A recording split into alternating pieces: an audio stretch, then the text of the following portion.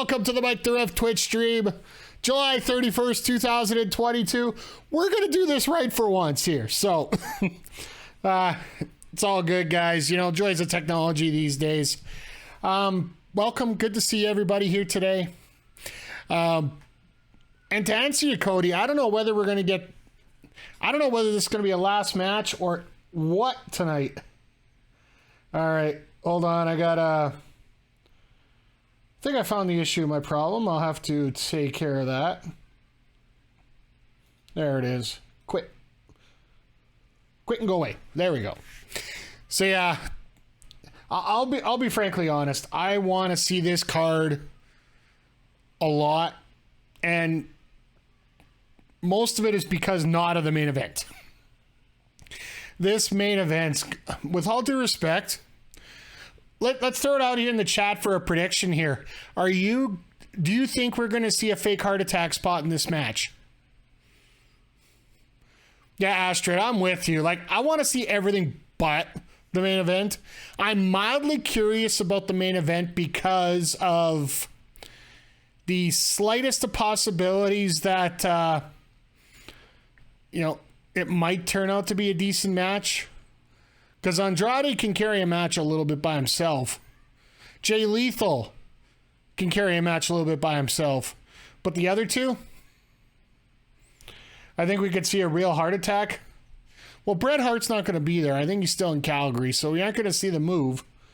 We might see what you're referring to here, but once again, I just want to say thank you to everybody for stopping by here tonight. The pre-show is scheduled for 4 o'clock, 4:05 actually, so we're about a minute and, according to the Fight app, we are less than a minute away from the pre-show. I don't know if there's any matches on the pre-show. If there's not, we'll discuss SummerSlam or anything else in wrestling that we want to talk about right now. I just want to know how you guys are doing today. It's the end of the month. It's a long weekend here in Alberta for most people. It's a civic holiday tomorrow, so a lot of retail don't get it off. A lot of retail do. It's all over the place here. I booked these 2 days off just to catch up. So, most boring long weekend of my life. You know what? For SummerSlam yesterday and this going on today, I don't mind having a little bit of a lays around kind of couple days here, to be honest, because I know August is going to be hella busy for me here for a lot of things. All right, well, the show's hopefully starting up now, but of course we get a commercial for the NWA off the bat. So I hope this isn't what happened with the ROH pay-per-view. The entire pay-per-view had commercials every minute to the point where the show just wasn't watchable on the app. I sort of got hoodwinked when I put out the tweet about starting at 4 o'clock. Realistically, I should have started at 5, but with the main card. But you never know. They might have some pre-show matches. That's why I wanted to be on here. So, but taking a look back, like I know I give a bunch of live reactions to SummerSlam and whatnot. I know a bunch of us were watching it together online, but myself personally, I'd have to say that the overall reaction for the show, it's a rough thing for WWE right now. That everybody gets excited about the fact that it wasn't a horrible show. Not that it was a great show, that it wasn't a horrible show. So, all right, they're just going down the rundown of the card. Like, I'm literally completely thrilled at the actual card coming up. Like Jacob Fatu and Josh Alexander going one-on-one. That's going to be a hell of a match. It'd be interesting to see what Jonathan Gresham does in his Fatal 4-Way match. Because after what happened...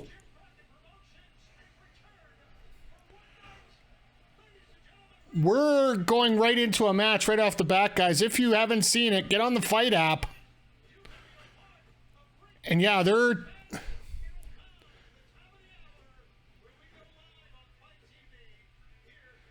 On David Crockett's going to be doing commentary. Oh, this is going to be interesting. Like, Tony can handle this. I got a feeling this is the kind of card that, you know, it's sort of apropos that Tony's there because he was in WCW for as long as he was. Everyone is bending over backwards to credit Triple H for last night, almost as if WWE doesn't have a one-off successes and more. That's what I'm saying right now. Like, I'm not overly excited about, like, don't get me wrong. Between some of the stuff I've seen over the last few days, oh my God, Hugo and Carlos. It's the Attitude Era all over again. But yeah, WWE's just got to do a lot to get themselves back up to neutral, let alone...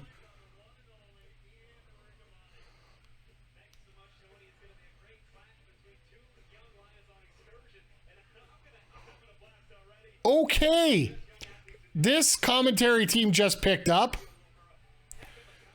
Oh, Ren Narita and Yuya Uemura. Okay, that.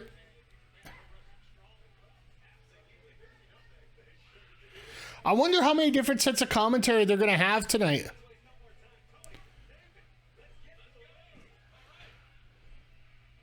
All right, so we're getting a new...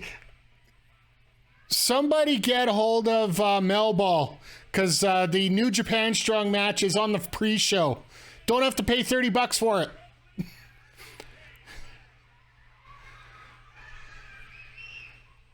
Forgive the kids on the outside. It's still too dang hot to keep the doors shut, so... It's going to be fun to watch a lot of these, the four-ways, the New Japan match for me. I'll be frankly honest. I know you guys have sent me links to shows. I just haven't had time to watch them right now. This last week here, there's been a chance to real grind down and get my show YEG team for MLB The Show upgraded as much as I can. I only got another week to do it, so my spare time has been put towards that.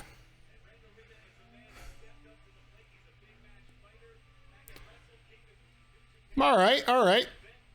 Two guys that know. Here's the thing with New Japan wrestlers. They actually look like they know what they're doing. And that's something that, you know, in North America, when it comes to rookies, sometimes it's not that easy to figure out.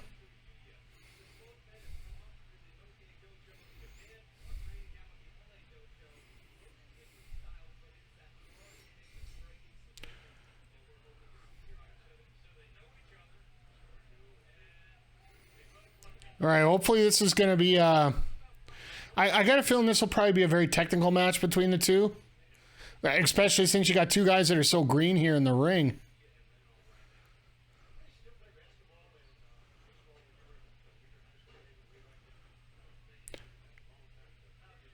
Just taking it all in. I have to say, this is a pretty good atmosphere here, even with it not being filled yet. Seeing pictures of the show going into this... There was lineups all the way around the building to get in here for the show. I don't know whether they just had the doors late or whatnot, but there was a big pictures there of, or big video of people lined up around the building to get in. So,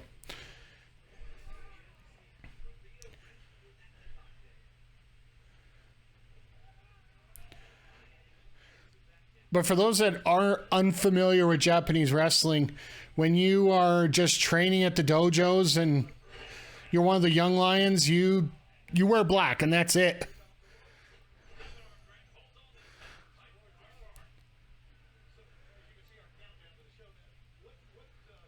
You could tell that they were planning this for standard definition, or else that last man standing logo on the right would be further out, because that's set up for a 4x3 display, not a 16x9. Just little design things I find when I'm watching shows. Little distracting when you have that in the middle of the display. I laugh if somebody just took it off because, yeah, they screwed up and found that out.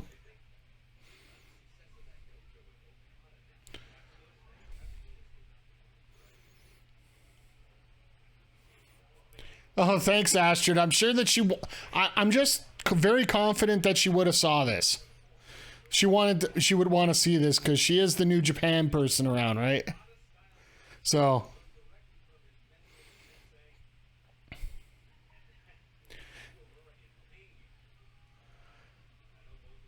but I am definitely looking forward to this entire card. Like, you got the Von Erichs versus the Briscoes.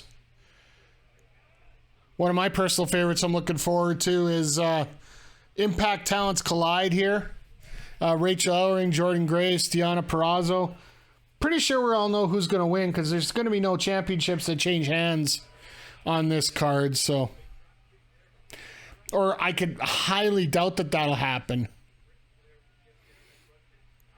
Could you imagine Conrad paying for a title to change hands? Yeah. And if you think about it, Astrid, and I know we were talking about it tongue-in-cheek, but it is true. We got an AEW versus WWE main event here tonight. And I want to give full credit to Jeff Jarrett. He did look very smooth in the ring yesterday.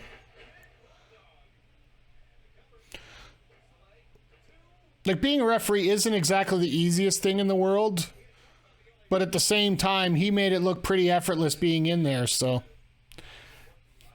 But yeah, with Jay Lethal and Jeff Jarrett on the same team, we got ROH, we got AEW, we got WWE, and we got Old Timers in that main event. So she's got to be careful because, you know, Melball's going to miss the first match and she'd be like, oh.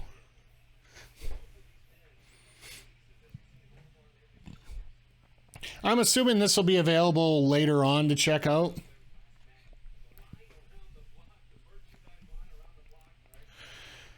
Look at those empty seats. Granted, like, it is a pre-show, so it's not exactly rocket science that they aren't going to be able to... They aren't going to be able to fill it the way they want to, so for the first hour. Hopefully it gets a little more packed when it gets to showtime here.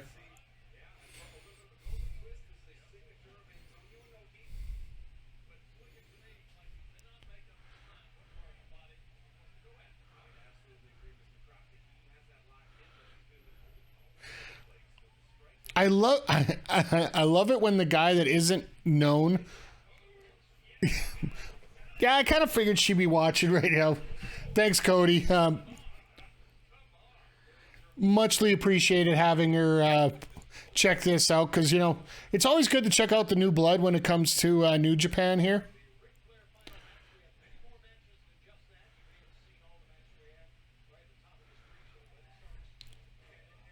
But yeah, she says Uemura needs a haircut. Yeah, I would say that too. He's got the...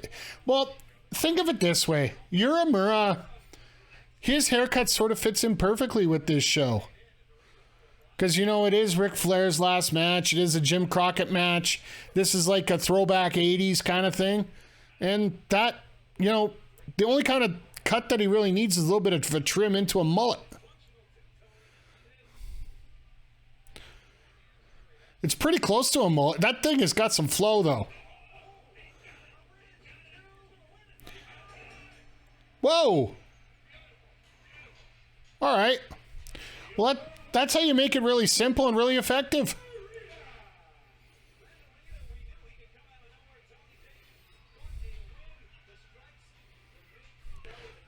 Nice little Northern Lights suplex there to finish it off.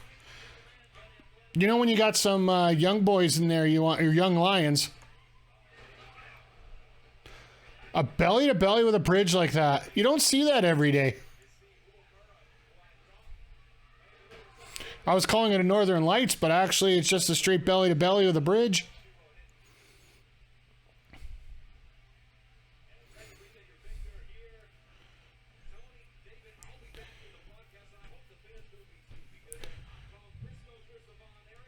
Oh, so they're going to have special commentary throughout the show.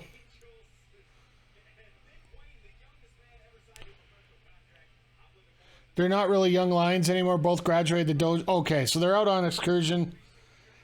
See, I'm not 100% familiar with all the details on that stuff, but...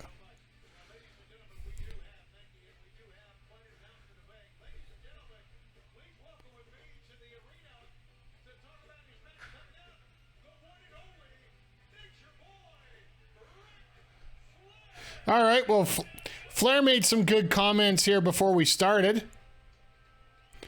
I believe it was an interview he did yesterday during the Starcast shows that he says if he isn't drinking before the show, it just doesn't feel right.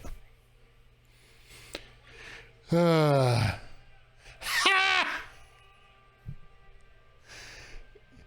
We got Jay Lethal coming out. My God, sorry, that doesn't look like Karen. Tony doesn't even want to take the headset off. Karen looks like she's had enough Botox in her life.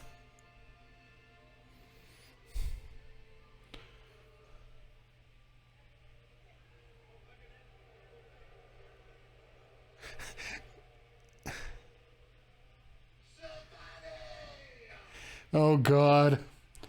I will admit, this is pretty funny. Come on, gotta get the timing down. Speed it up a little.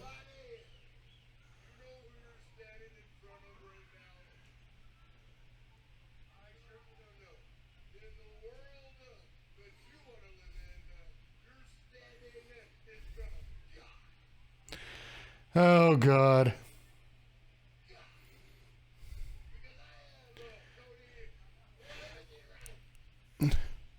Is it just me, or does Karen Jarrett need to get either in a tanning booth or that face just ooh. Are we really going through that? Thank you.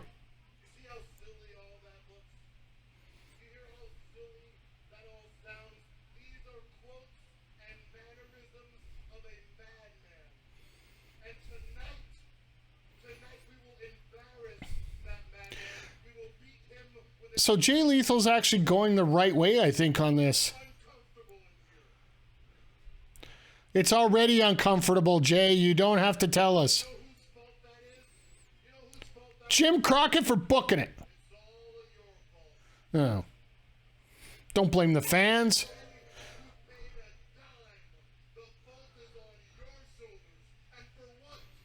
To pay you.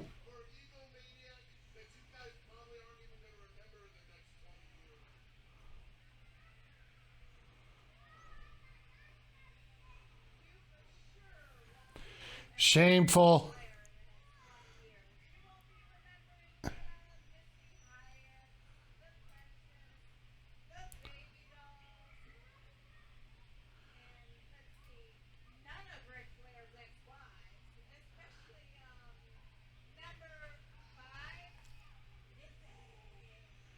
So what? All right, we've gotten feedback already. That sort of explains a lot when it comes to... I'm Karen Jarrett, and you sure as hell will remember me.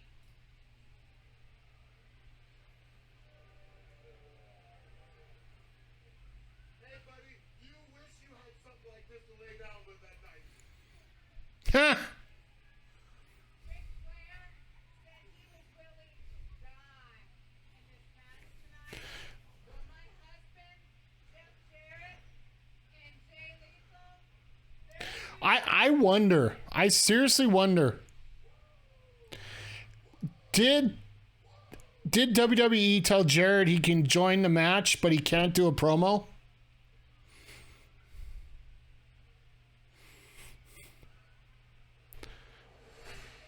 Shivani's got to be super disgusted having to deal with that.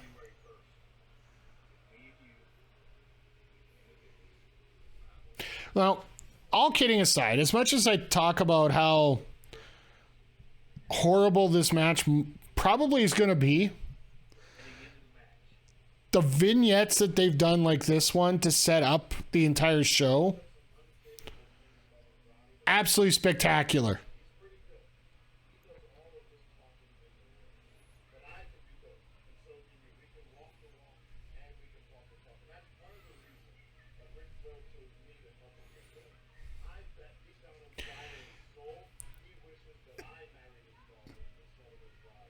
I hope everybody realizes that Jay Lethal in this tag match was like the 4th or 5th pick that Flair got for this matchup. Originally, he wanted Ricky Steamboat, and Ricky said nope. Santino and Al Snow.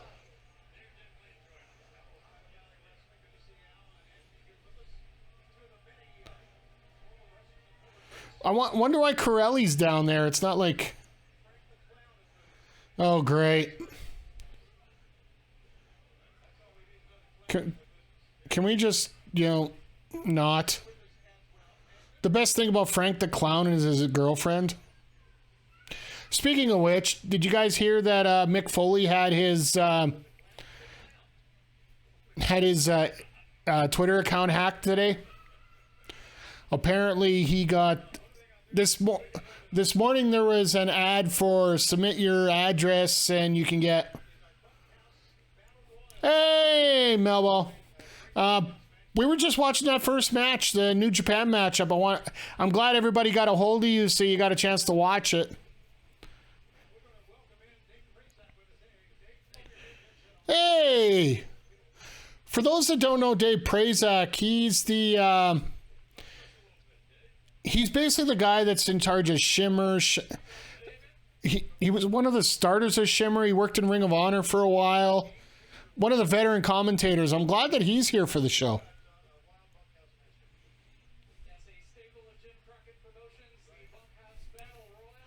Yeah, and Frank is there too. Ooh, yeah. I don't know if you got a chance to see Frank the Clown, but you saw Frank the Clown there. Uemura looking like a shaggy puppy. Yeah. The best...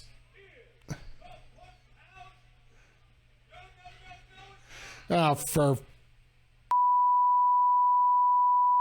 sakes. Ric Flairs last match, right? More like Ric Flairs last cash grab before he died. He's not wrong, but get this son of a... out of here.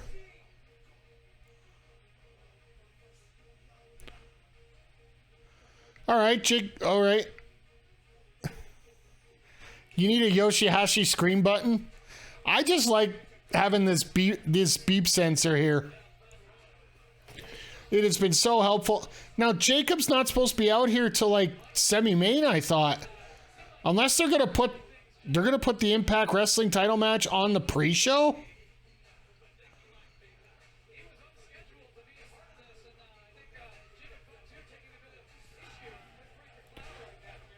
Keep Frank in the crowd. Why would you want Frank there, period? I just don't want Frank here. Frank being here is the equivalent of Kid Rock in his makeout session last night. With that uber famous YouTuber, whatever.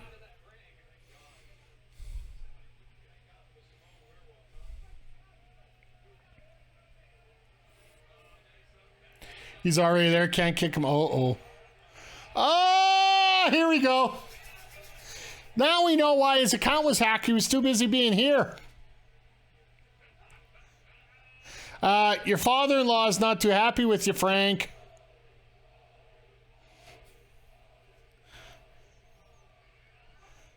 See, this is the equivalent of, when you're 16 and you're going to date that girl and you show up and the father-in-law is at the door and just...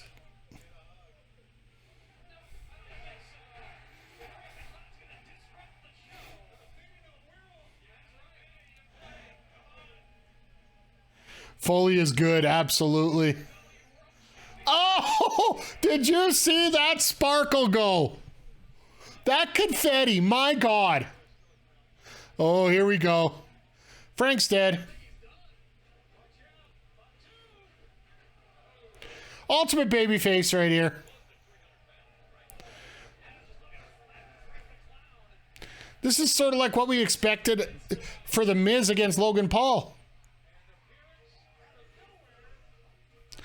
Now, if you want to keep this really funny, keep Frank in that corner the entire time of the Battle Royal.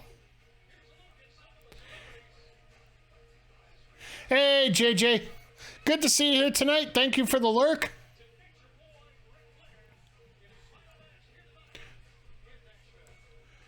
So we're getting another promo segment now, or what? Well, more congratulations, thank yous, funeral comments. Makes me wonder how many people actually send stuff in.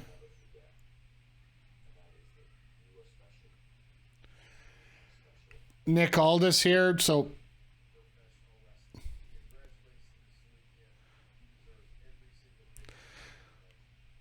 Hey, JBL's in town. Why isn't he staying around for this?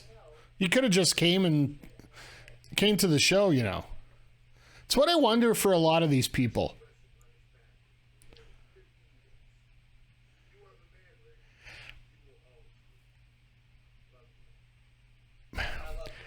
I don't know why. Wait a second. That background, just look at the way Cody's body's coming through that pic. That doesn't look natural, if you ask me. It looks like that was a green screen interview there, or a green screen promo. Jim Crockett Promotions, tired of the standard battle royal concept, introduced the Bunkhouse Stampede, an event that combined the chaos of a bunkhouse match with the unpredictability of a battle royal. Okay. Now, over 35 years later, the legendary match returns to Jim Crockett So for one night. it does look fake. A few of those looked weird. Cody's looked weird there. The iconic bronze boot. So, guys, let me know about this here. What's the difference between a bunkhouse match and a regular battle royal? Or a bunkhouse battle royal? Is it just a gauntlet battle royal? Is it...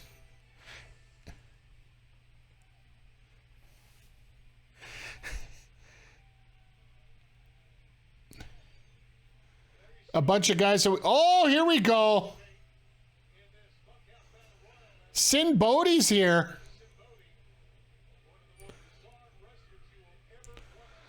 For those that aren't familiar, he was known as Kazarni in WWE for a little spin. Had some time here in Alberta with Real Canadian Wrestling.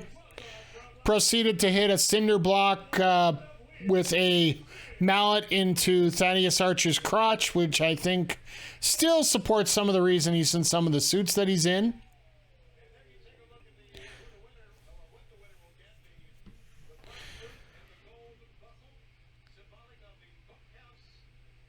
Okay, that's a nice trophy that you can win for winning this Battle Royal. I'll say that.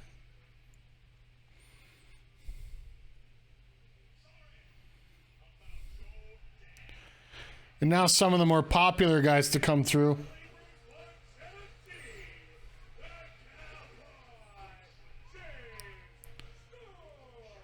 See, if I could go back in time and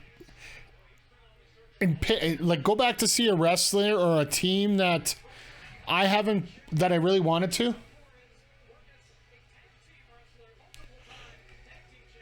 Oh, Parrish told me he's related to one of the women's wrestlers. Yeah, TFA. I'll throw it straight out there. Yeah, Sin Bodhi, TFA. I believe it's... I'm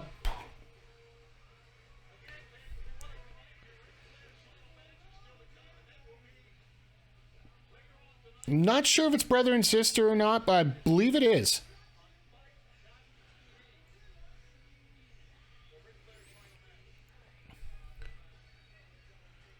Because, yeah, I'm TFA, she did her best not to let anybody know about it while she was training at Monster Pro Wrestling to start off. And I don't blame anybody who doesn't give out their background before they start training, if they're related to anyone.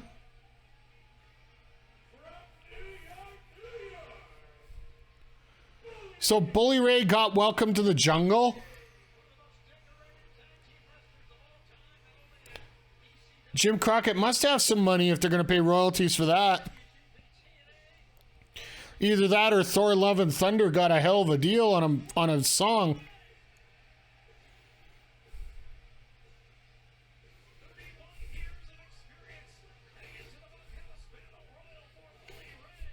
Prazak, I don't know whether he always sounds like that or it's...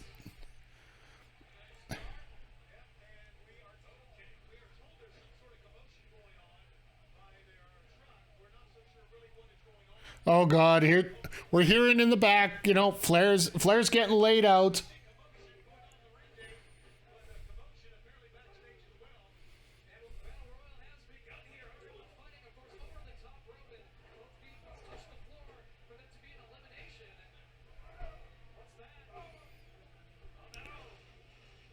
Wait.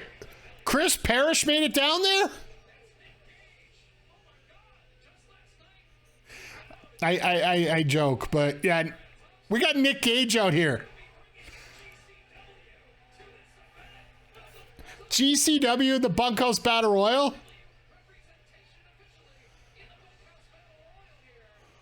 All right, I'm in for this. I'm a little disappointed though. When I saw something in his right hand, I thought it'd be a pizza cutter getting ready for a Domino's ad, but it ends up being a microphone, which can also turn out to be a very good thing here. But uh-oh, Bully and Nick Gage. Could you imagine both those guys in their prime going at it? Uh-oh. Watch this be Matt Cardona. And half this crowd doesn't know who he is because they're all Flair fans.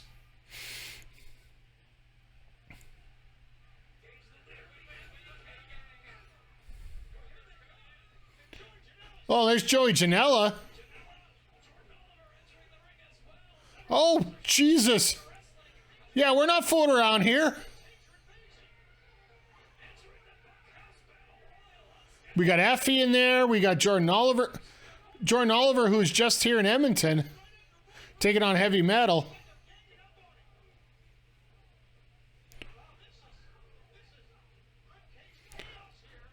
All right, guys. While you're in the chat, give me a prediction on who's going to win this. There's a whole bunch of chaos going on in here. I almost think it's going to be Bully Ray personally, just because, you know, the old reminisce thing.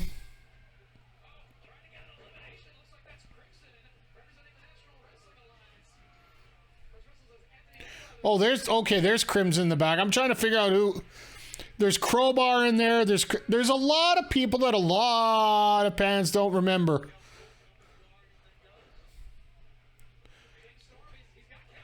Oliver has tremendous talent. He has learned how to use his limbs in a way that should be taught to Hikaleo.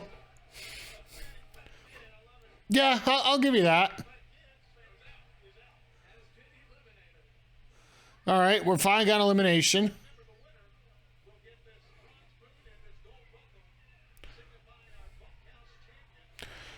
Well, at least they got something decent on the line here.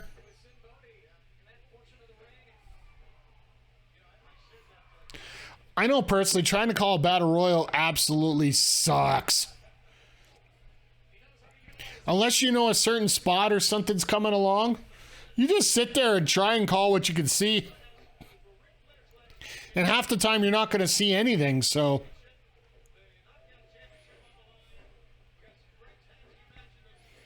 Oh, here comes another couple eliminations. There's one. No. Damo's here. Okay.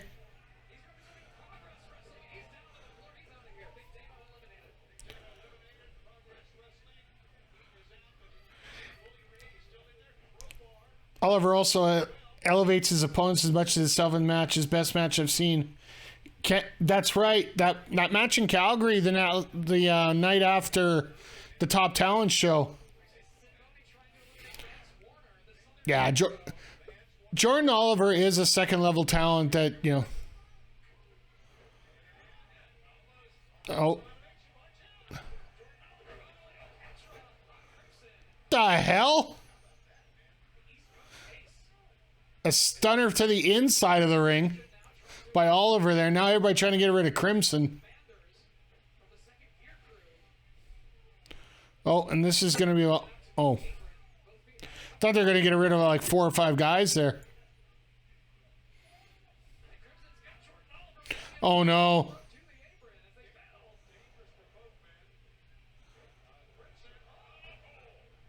2 shots.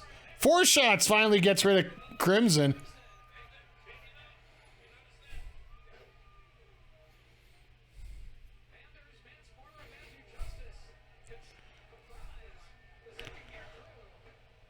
Okay, on second look, that was pretty damn impressive by Oliver. Springboard over, springboard in. Hit a stunner. Oh, Gringo Loco's up there. The man is going to be here in a month for Top Talent replacement for Alan Angels. Well, Gringo Loco eliminates himself.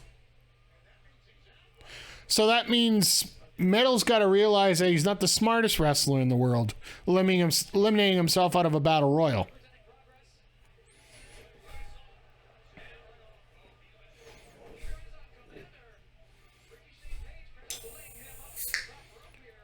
All right, what? And another elimination.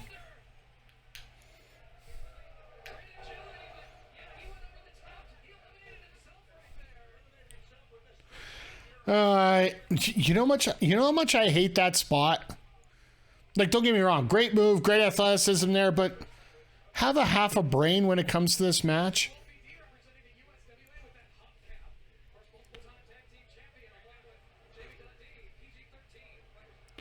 PG-13, okay.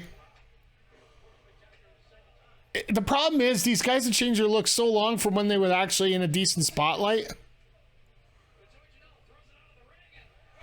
Oh, and there goes PG-13. Oh, Wolfie D. Sorry.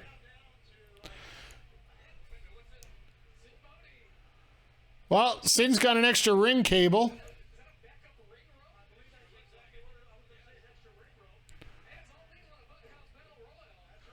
Well, at least Sin's getting creative.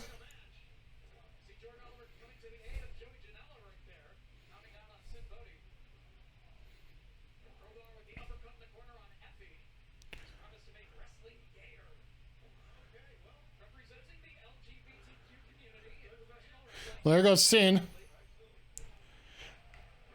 Backup ring ropes, is that common? Depends how big your promotion is. If you're a smaller promotion, nope. For a special event like this, it probably shouldn't be.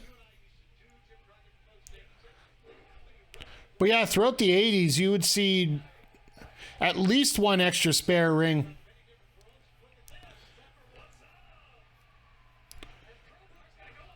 Well, you'll see a lot of independents. Like the biggest one I can remember for an actual live show.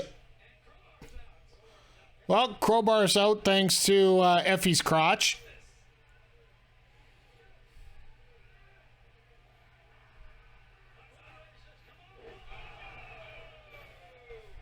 And Effie stays down there a little extra long.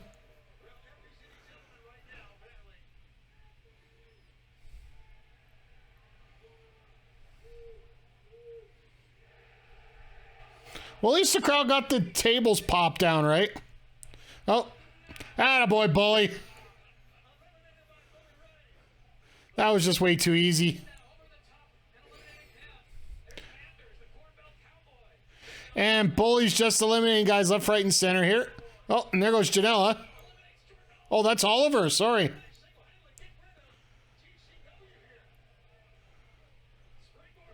Jesus. Oh, I feel bad for Blake Christian on that one.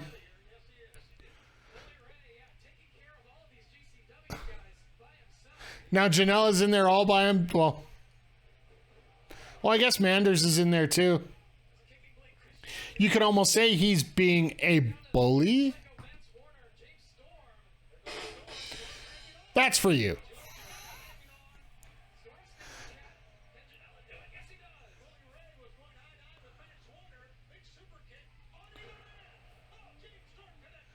All right, that was weird. That sound shouldn't have gone there, but what is going? Oh God, here we go again.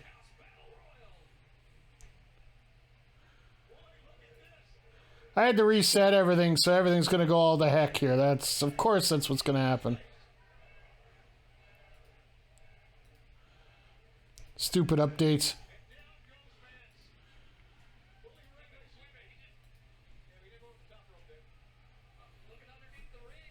There we go. Let's do that again. There we go. That's better. Sorry, Cody. Had to get that one in for you. All right. Let's see here. Bully Ray and Manders.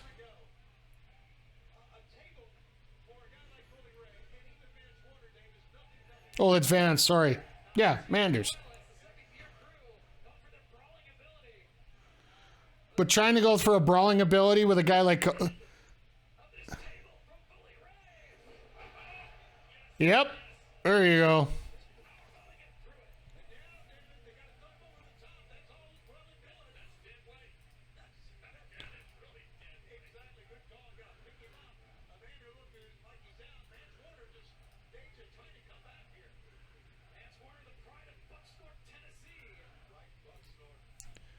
Bucksnort. Oh, reversal. All right. I don't know if I would have picked Vance Warner as the winner, but whatever works.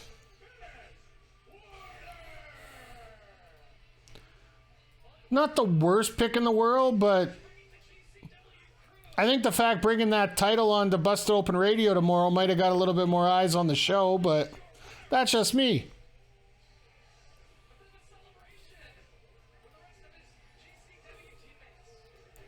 Sorry, just doing some fixing on the fly here, so make the stream a little more useful during the actual pay-per-view tonight. There we go.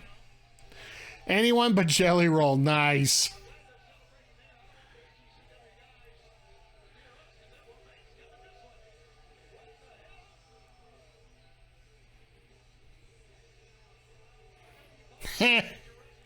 Sorry, Mel. I just got your Facebook pictures. Or that one picture.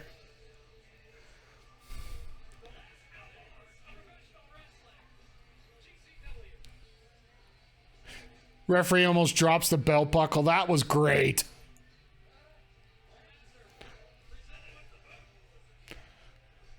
I'll say, not exactly a bad pick.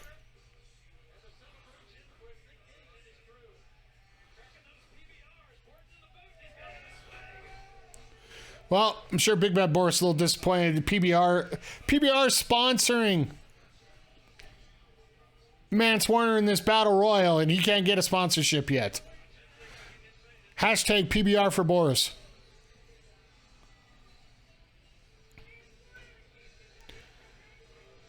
Who would have brought heads like that?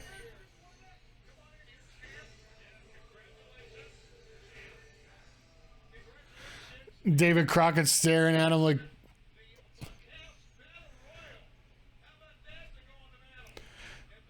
And Prazak's in the back. He's like, can I leave now?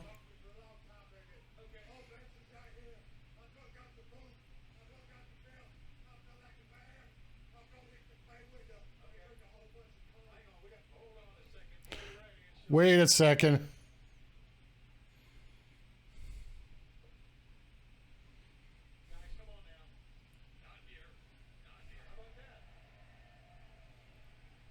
All right, hit a stunner now. Come on, bully. You just fed him a beer and left? Like, really?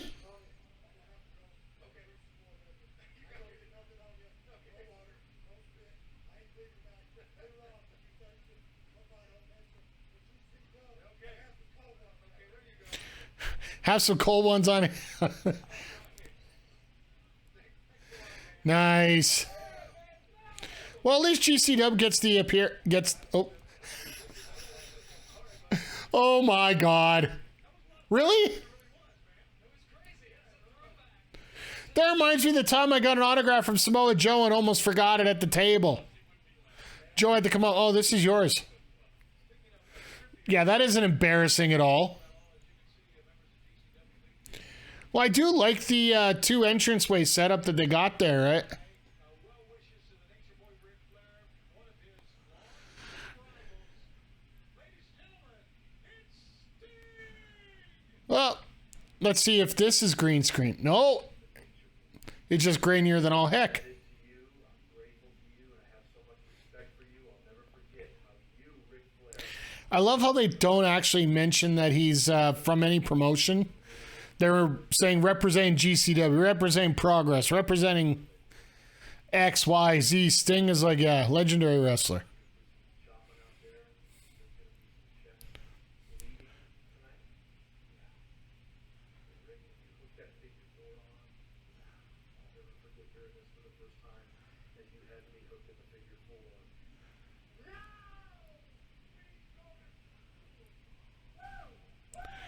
Sting shot it back in '99 on a G. Well, that was retirement number 1, wasn't it? From, or how many times did he retire in WCW? Twice? I'm pretty sure it was twice. The one and only Sting, you and I, we were there for his first match at Jim Crockett Promotions in 1987 in the studio, if you recall that, when he was a service. I don't know. Just seeing David Crockett here, it's got... Personally, it would upset me a little bit. Trying to be an owner here. He used to be the owner of the company. Now it's owned by Conrad Thompson. So more of a figurehead being out here tonight. My mom actually helped him at a casino in Puerto Rico a few years ago. She didn't recognize him without the face paint. When her coworkers said, nice. I do appreciate it when that happens. That people can sort of, settle in. What? Okay. I appreciate the fact that they're showing off different celebrities, but we just saw Foley 5 minutes ago. She thought it was Sting the Sing. I have seen that so many times where Sting and Sting get mixed up. I think it would be really cool if Sting came out just for one match in with some Sting music as his entrance. Confuse the hell out of everybody.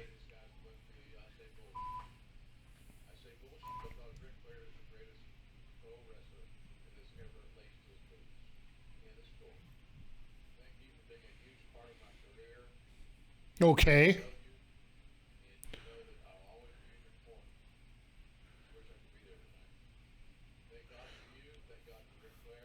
Wishes he could be there tonight.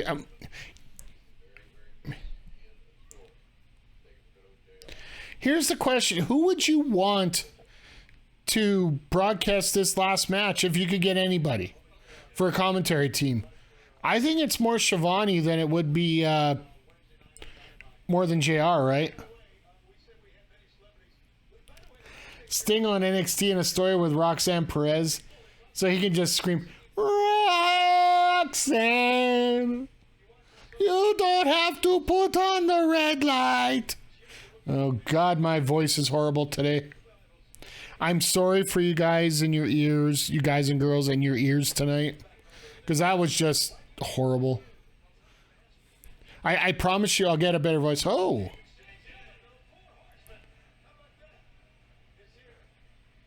So I'm assuming the whole 4 Horsemen will show up tonight for some reason. I don't know whether they'll interfere, but...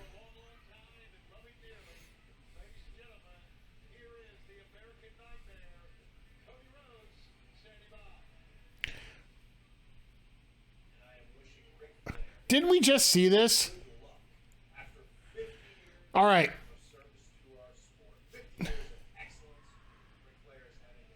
Okay, it looks chopped. Because that's the thing. If Ric Flair wants to have another match, if he wants to have 5 other matches, if he wants to wrestle at the next Starcast, if he wants to show up on Monday Night Raw and try and put me in the figure 4, Ric Flair can do whatever he wants in pro wrestling. When my song, The beginning of it, it says, wrestling is more than one royal family. The reason it's even humored that can be said is largely due to the rivalry between my father and the Nation of Original. Yeah. One of the things that he was most proud of, Dusty was most proud of, and he wouldn't tell you. If he was alive today, he would lie, he'd be coy, he wouldn't want to say it, but he was most proud that he was Ric's greatest opponent. And he considered it. Yeah, you really wonder. Like, all right, Chad, I got to ask you right now, who was Ric Flair's greatest opponent? Was it Dusty? Was it Sting? Was it Ricky? Let's just say that's a top echelon of workers there overall, but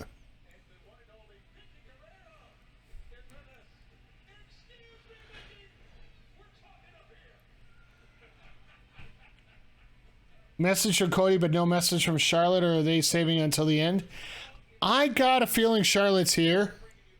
I got a feeling Charlotte's coming out tonight.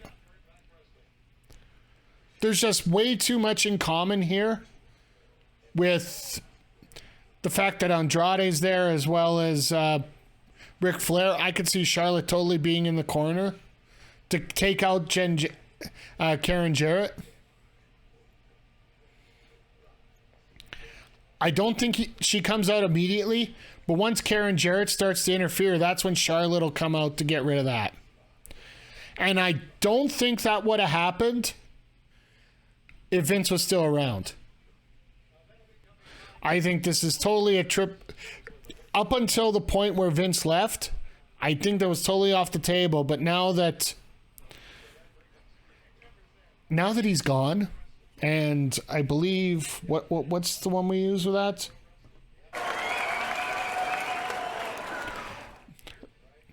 I personally think that Charlotte will be a part of this match. Or else, obviously, Dad, you're one of the best, blah, blah, blah. It would have been included. This isn't a position where the rest of the family is against what he does and whatnot.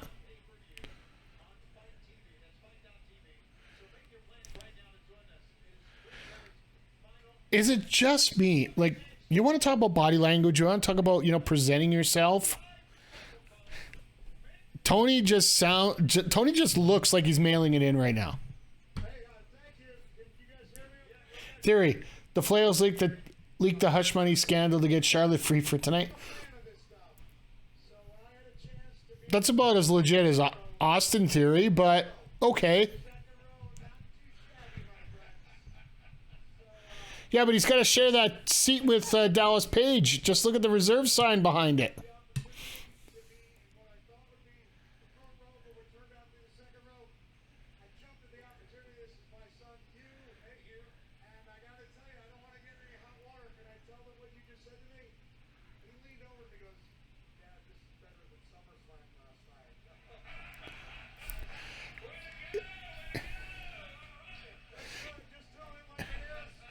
You know what? To be honest, I think there is a possibility that this could be better than SummerSlam, as long as you take the rose-colored glasses off for what happened earlier tonight. So that's your conspiracy for the day. You'll see yourself out. You stay right here. That wasn't the worst conspiracy in the world here. Come on now. I give it about on a conspiracy scale from paranoid to logical, I'll give it as confused. I think it's the best way to put it. All right, so just so you know, for anybody that hasn't bought the pay-per-view yet, the rest of this probably will be on the pay-per-view. Starts at the top of the hour here. I'm glad I checked out the pre-show as well here. So it is available on Fight TV. It's only $30 Canadian, which I think is about $5 US, somewhere in there. Conversion rates are weird today.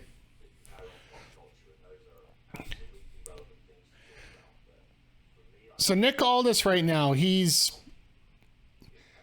trying to go for the 10 pounds of gold, but apparently he started to try to politic his way into the main event and he got sent out of it. So it's Tyrus or something. I'm not familiar with the NWA, but that doesn't surprise me that they would start a storyline on something like that. You made it what it is. I'm very, very proud to have played a small part. But I'm glad they got a couple matches in here. So if this ends up being a 3-hour show, which I don't think it will, I got a feeling this might only be maybe 2.5, depending on if anybody ends up going long. I would assume that this probably won't go as long as expected. Tyrus in the main event, somebody calls Mama? No, there's a few other places that are calling about that. I believe it's Fox News more than anything, so.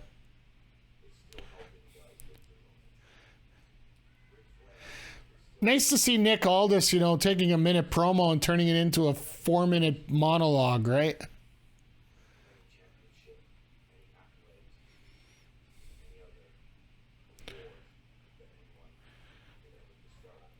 Now, maybe it's just me, but is this how you sell a pay-per-view? I hate to be that paranoid guy here, but trying to have this pay-per-view bought by people, you want to just give nonstop thank yous and all that. Save that for during the show. Already talking too much? Yeah. Like, Nick's promos have a tendency to go a little long to begin with, but this is not making me turn over to the other page on Fight. Or maybe it is because, it is time to switch over to the pay-per-view, which is up in 58 seconds here. While we got a second here before we continue, I just want to say thank you to everybody who's stopping by here tonight. We're going to have a lot of fun here. Just talk about the different matchups and whatnot. We can talk a little bit about SummerSlam if you want. If you got any questions, feel free to throw them in the chat. I'm more than willing to answer them up here. And if you got a second here, let me throw up the wrestling YouTube page here. As of tomorrow, I'm actually changing the name there to... we're actually changing it over to Backbreaker Video for the YouTube channel name to match up with the actual name of the channel. I know that's a hard concept. It just took me so long to figure that out. Now, get the thank yous out of the way on the pre-show. With all due respect, Cody, I got a feeling we're going to get just as many of these stupid... well, I don't want to say stupid. That actually is a bad term for it. I think we're going to get more of these thank yous throughout the entire show, and I hope that none of them are as long as what we just saw there. Because if we're going to get 5-minute promos from Nick Aldis about how Ric Flair is the best, yada yada yada, I get it. I totally get it. Save that for another special later on. You want to have a tribute to Ric Flair? Have it during the main event.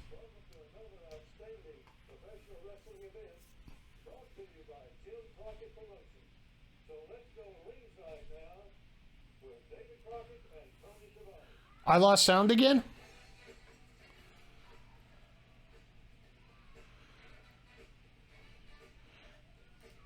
Don't think so. Oh, never mind. Okay. Sorry, I just had to turn on my... Sorry if you heard a little feedback there. I had to check on that.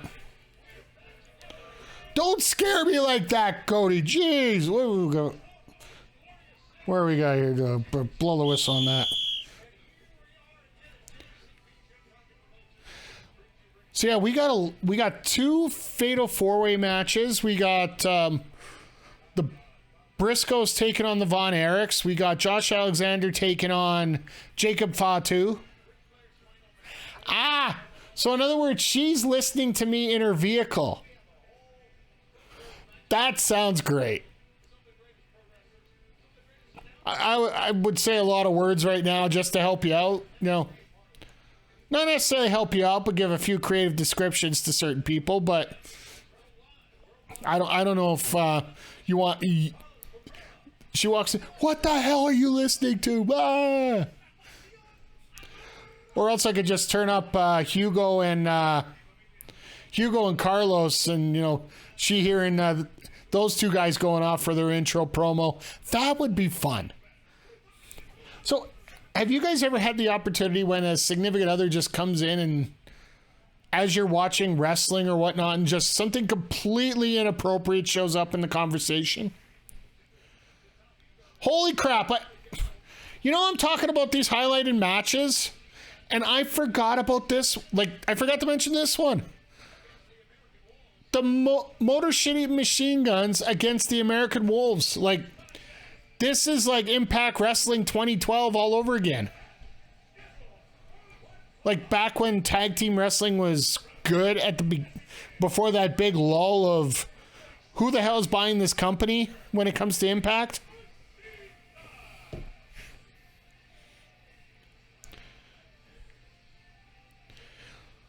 I'd like to get the opportunity, what earlier renditions over here on our podcast channel, which right now is in archive mode. It's still available, but through Podbean and all our suppliers.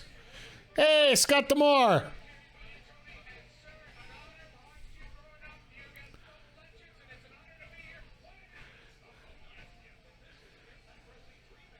So it looks like we're going to have a rotating third every night here. Which I don't mind, as long as we got some decent people here as the thirds. And Scott Demore ain't bad on commentary.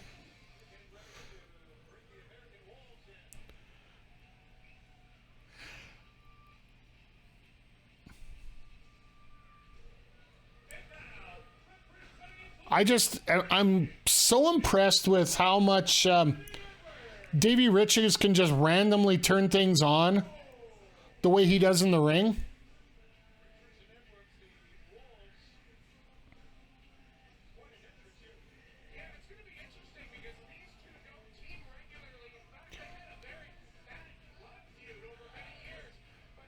I wouldn't say a blood feud over many years. It was maybe 6 months, but it's just Davey decided that being an EMT was a little bit more important at times. So, and basically the way that money was running through Impact, having a regular job could actually pay the bills a little better. Just speak to people like Taylor Wilde about that, who gave up their career in Impact because they just couldn't afford it. Now things have changed a lot, and I'm very happy about that. The fact the budgets have started to change now.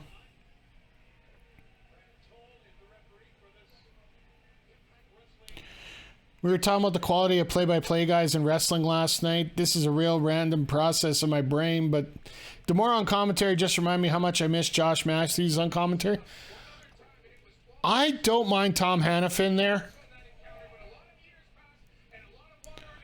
And Josh, to me, Josh without a bug in his ear was not bad, as long as he wasn't involved in the storylines.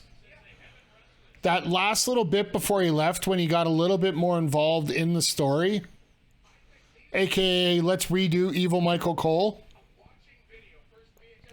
it just, yeah.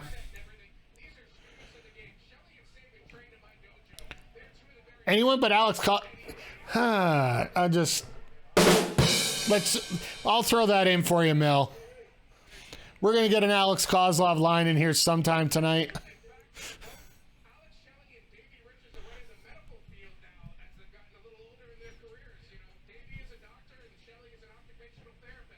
There you go. Demore just explained it to everybody here. Well, I'll say this. I've said it before and I'll say it again. One of the best matches I have ever seen that I wish I had the video for. Davey Richards was taking on Bobby Sharp in RCW in Red Deer.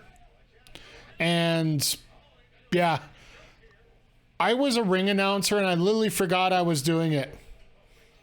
And anybody that knows me knows how serious I am when it comes to taking care of my positions at ringside, whether it's color, whether it's play-by-play, whether it's ring announcing, music, whatever.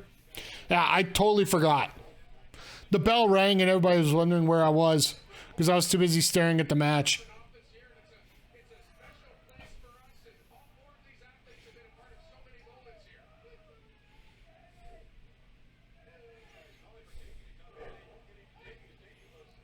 Hey, Darth Mick. Doing good here tonight. I love watching a little bit of independent wrestling once in a while, and it just seemed like this card is absolutely stacked, and it is. From what we're watching right now, we got the American Wolves taking on the Motor City Machine Guns. It's a very high-level card, and we're having a lot of fun watching it, I think. I think everybody else can agree in the chat. Or those that are watching vicariously through me here. So many blind tags here.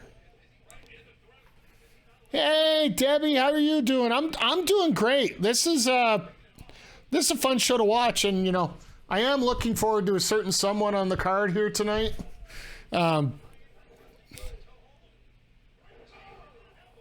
Hope you're doing well here.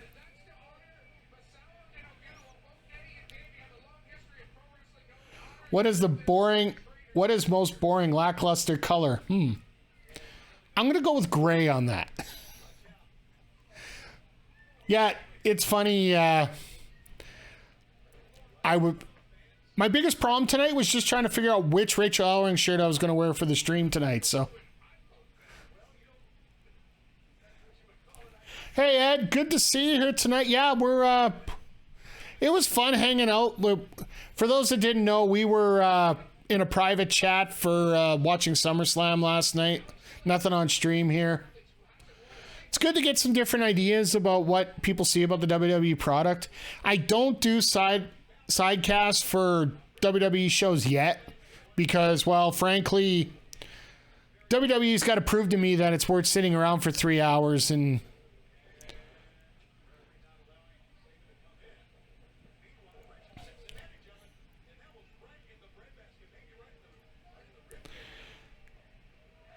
Kozlov is a gray color commentator. I love seeing this here in the chat here. Just all right, let's throw it out there right now. You guys all are talking about it. For all the colors of the rainbow, what would you consider colors for each wrestling commentator?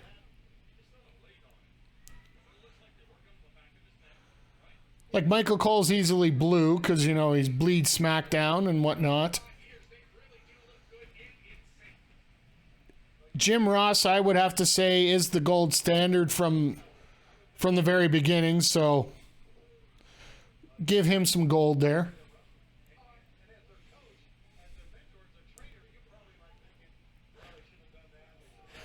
Pat McAfee has to be a rainbow as excitable as he is. Yes. If New Japan wasn't god-awful hours of the night, I'd sidecast that. Kevin Kelly yellow because it's a ray of sunshine. I like that one, Mel. I really do like that one. We're going to have to come up with a chart here one of these times of, you know, like one of those tier lists of commentators. I don't know if they got that one set up on there. If they do, we'll end up doing it one night. Maybe we'll do it after AEW Dynamite watch along and whatnot. But Cody, here's another option for you, and I've seen many people do this, and it's done for podcasts too. I know Conrad, since we're dealing with a Conrad Thompson show, because if you don't know, Conrad, I do believe, bought Jim Crockett Promotions, so this technically is his. You can actually do sidecasts literally by, you know, all right, everybody, we got the VOD here. We're going to hit play now. And then you just go from there. So you literally can do it any time if people can get access to the video. and watch along. And then you said it's perfect podcast material following that as well. So Taz is orange because he's just an orange fella. He's an orange ball of hate. I don't want to say anything else about orange like that because, well, that would make pumpkin references, and that's not, you know. Ed, if you want to give me your address, I will refer to him as a pumpkin and give your address as where he can find me. So I think that would make the most sense for me, but, you know, we'll leave it at that.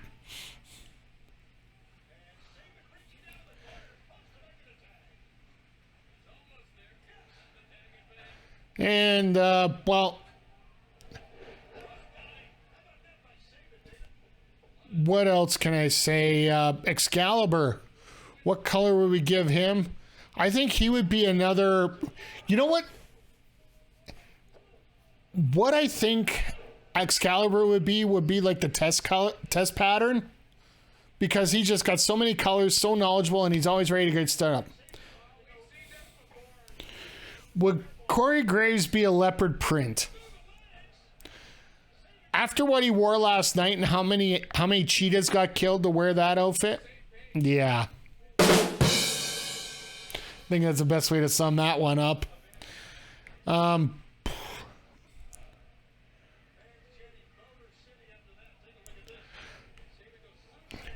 It's amazing how many years Chris Sabin's been in Impact Wrestling and how solid he is right now. Like, for as many years as he's been involved. And it would... Just imagine what would happen if Impact actually had a budget. Like, in the last 10 years, if they would have had a solid budget throughout, not like what they have now, but... Like, even back in the weekly pay-per-view era, which, by the way, I'm probably one of the few people that actually purchase every single weekly pay-per-view. I think I still have the DVDs I burnt them on here at home. Even though you do have the Impact Plus app.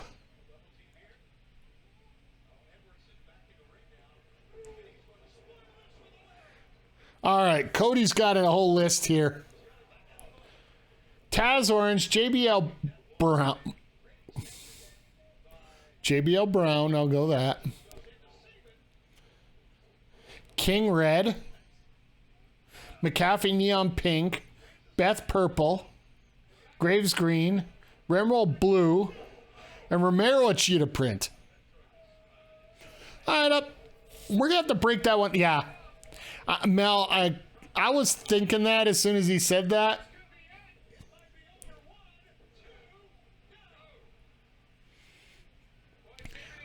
I will say that this is a great way to start off a show. With two great teams here like this.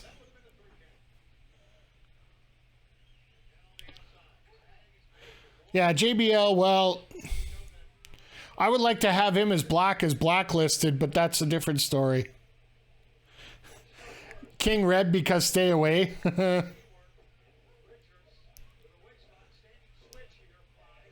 So, Romero, wouldn't he, if he has the eye patch, wouldn't he be like one of those half transparent colors? Nice cutter by Sabin there.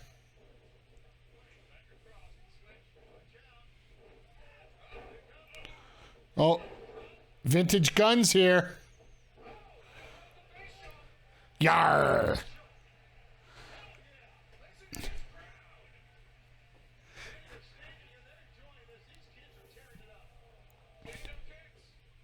All right, looks like they're setting up for the finisher. So here's another question for you guys while we're here. Oh, nice. Is that going to be the finish? Yep. Of course, you're going to get the established team to win.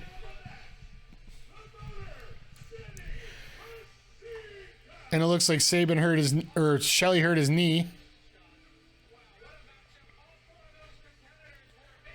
You got to make Sabin look strong because I do believe at Emergence he's taking on Josh Alexander for the heavyweight title. So this works out really well. Neon pink because McAfee is like a highlighter. What, he gets all over everything and emphasis way too much stuff? He's like, give me a minute.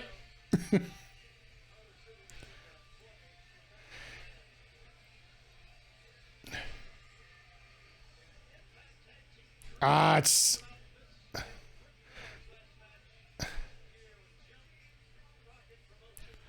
It sucks if Shelley got injured legit here, but looks like his knee's in okay shape.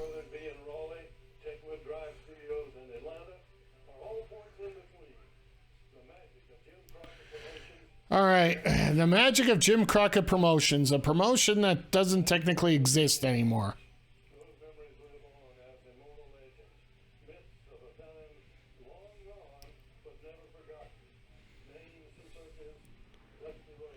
I do appreciate the fact that Jim Crockett Promotions has the archive, whatever archive they have right now. Because you can see all these pictures. I'm sure that's all owned by them, but at the same time, there's not much left.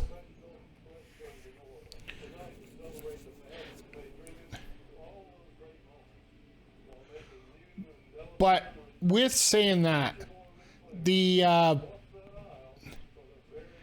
production value on all the vignettes that have been going on and all the everything going into the show actually looks really top notch. But I guess we have to do a reset now. They do the Al Snow and Anthony Corelli show off again, the Vicky Guerrero show off again. It sucks when they actually put the names on the seats and nobody's in them.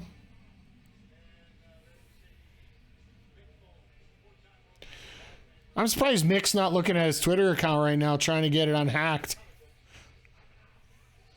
Or else he might be coming up with a new Twitter account soon. Oh, here we go. This is a match I've been looking forward to. A rematch from Bloodsport.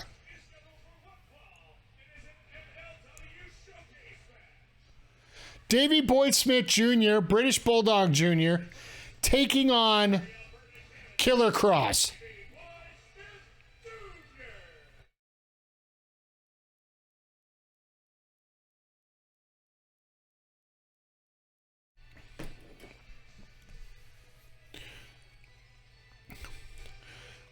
Now, Harry Smith is going to be one of the nicest guys I've met in wrestling.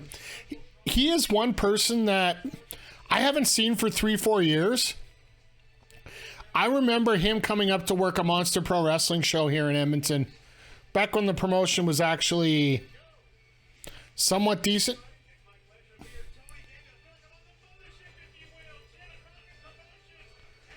So they got Jim Dombrowski, must be from MLW.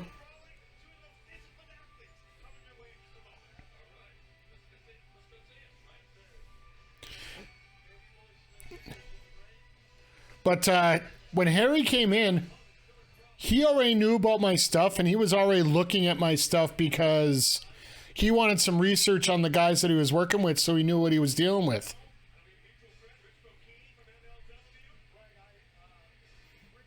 Now, oh, yes.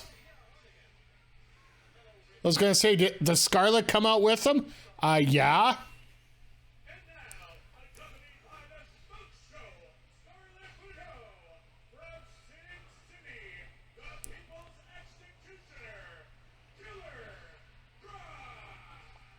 Honestly, Killer Cross looks so much more relaxed now. Not on Raw. Now, here's a question for you about Killer Cross.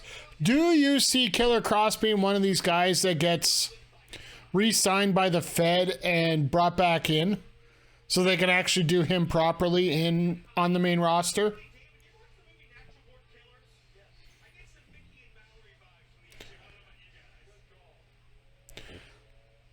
Honestly, I could see it happening.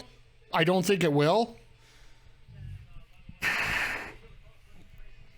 Just because of the bitterness, I think, that Cross has after basically being put in a gimp mask and losing his valet when he got to the main roster. But the absolute production that they put for Scarlett and and Cross there in WWE, you know, it's got to be something that trails in the back of your mind here, right? And I'm not, you know, don't call me crazy, but, you know, feel free to use that whatever way you need to, guys. But yeah, for those that aren't familiar, this is a rematch from Bloodsport 2. If you're not familiar with that, it's a no ropes program where it's submission or knockout only. So, but it is a wrestling match. So, Renwald is like a blue sky, always a good day, and a hell of a Twitch streamer too. I believe he is a Overwatch expert. So.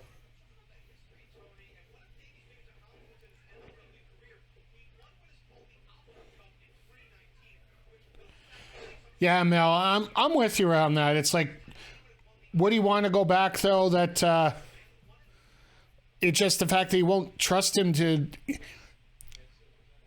I think it's gonna be one. He's gonna be one of those second layer signings if he goes back. I'm considering people like Dakota Kai and the call up of Io Shirai and whatever we're gonna see this week. I'm gonna consider those like a first level signing.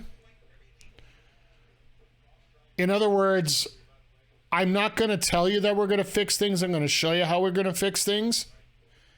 And then from there, you're going to start seeing if things work out properly, they're going to start seeing some people actually consider going back.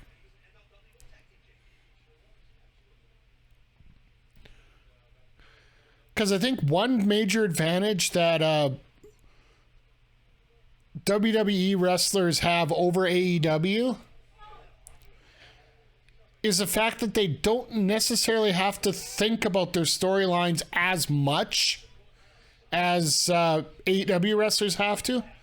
I believe the story backstage is the fact that Tony Khan wants ideas from his wrestlers, and those that can't are the ones that actually get a lot of issues, because if they don't have ideas, then they're not being used, because Tony basically wants to go off their pitches. So those that don't have ideas, they'd be better to go maybe to a place like WWE where they can see your positives and they're used to creating the storylines to fill those holes. So I think this is going to be the beginning of you seeing a lot of different, like a real distinct product between AEW and WWE. I think this is going to be the start of when that happens here. So Graves is green like the grass that sometimes pokes up out of the dirt. With half the stuff that Graves does right now, I'm not a big fan of the level of heat that he gets as a commentator.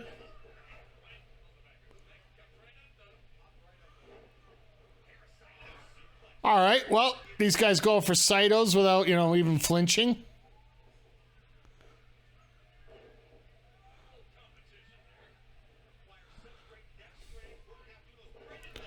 Jesus. Look at Harry just it's like he's somersaulting out of them all.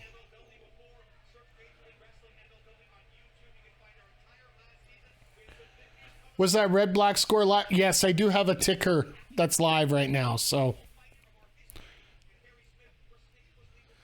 Yeah, thank you to Game Time Art and the Score Bot for coming up with this lovely little ticker on the bottom here. I'm a source of all your information here when it comes to sports, when it comes to wrestling. That's what we're here for. We're here to help provide you with the information you need to have a good time. So, I didn't see the score, so unfortunately, I'm watching over here and my ticker feed's over here. So, I'll have to see if it comes by here one more time. Nice backslide there. You can tell these two really do enjoy working together here.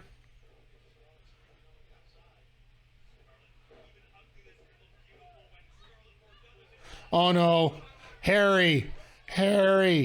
Why would you do that?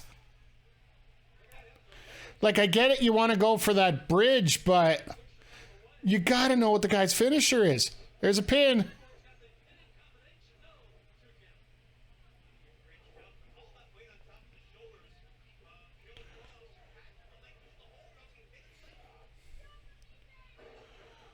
Wow. It's amazing watching both these guys just literally beat the hell out of each other.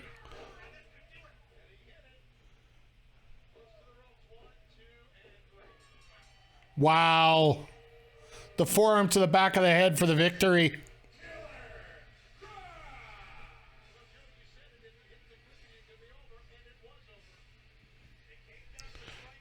That was a way to sell a move, that's for sure. And what we've been a half an hour in and we got 2 matches done already. That's why I say I don't think we're going to be going a full 3 hours on this card. So we got a lot of matches on the card, but at the same time, I don't think they're going to be overly long matches. Ha! What Ric Flairs doing? Nick Nemeth. Can't even say Dolph Ziggler. Want Rick to be happy, and getting in the ring one more time, it's something that brings him joy, brings him contentment. I wish him the best. Rick has nothing to do with love, so I'm going to wish you good luck. Besides, you can always sacrifice a son-in-law, right? Ha! Ric Flair and El Idolo get out there tomorrow night and stuff Double J and JL. And I gotta go. I wish I was there. Double J and JL. Oh my God. Doug Dillinger, why aren't you doing security at ringside? Seriously. It's tough to see Lex Luger in that kind of shape right now. Sort of like that same issue that Paul Orndorff has. So much atrophy in his body.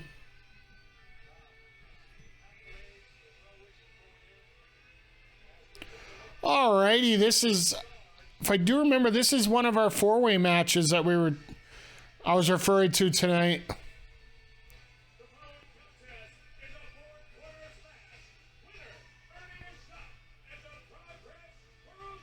Okay.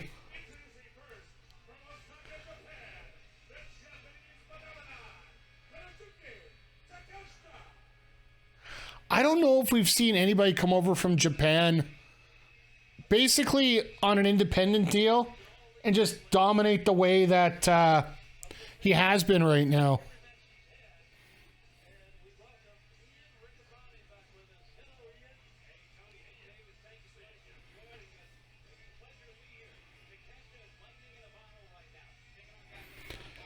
I love it when people are sending me screenshots of facts in regards to the Winnipeg dumpster fires, as I would call them, because they're going to lose. They'll end up losing in the playoffs. All right. Somebody please get Tony Schiavone a Red Bull. Because sitting here going like this does not make you look like you actually give 2 shits about this show.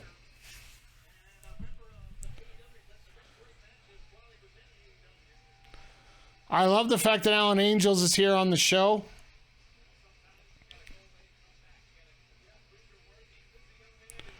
And I love the fact that they brought up the fact he is former AEW and the fact that he has to go to come back. Now, that's my dumpster fire you're talking about. Yeah, I know it's your dumpster fire. They're going to choke at the wrong time. No team's going to go perfect this year.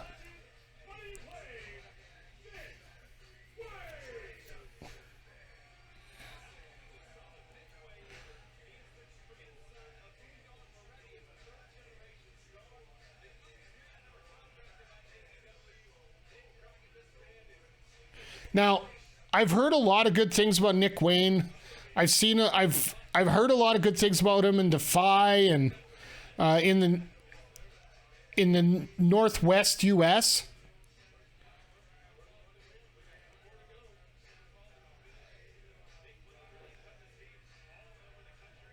And yeah, like you say, he's starting to expand even more with what he's doing. Now, does Gresham come out and have a hissy fit? Does he come out in the mask? He came out in the mask.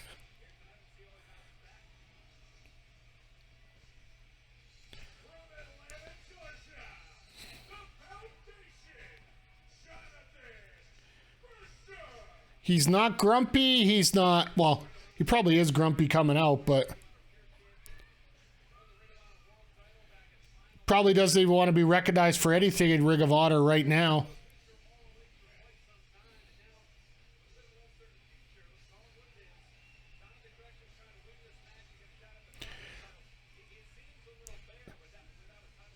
So I'm trying to remember. I do believe that he actually had to give up the Progress title because of travel restrictions and whatnot.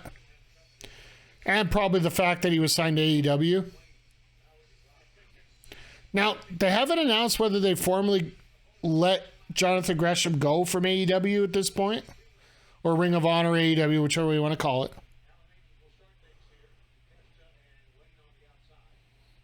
That's a big ref in the background. Glad he gets down to a knee quite a bit, though.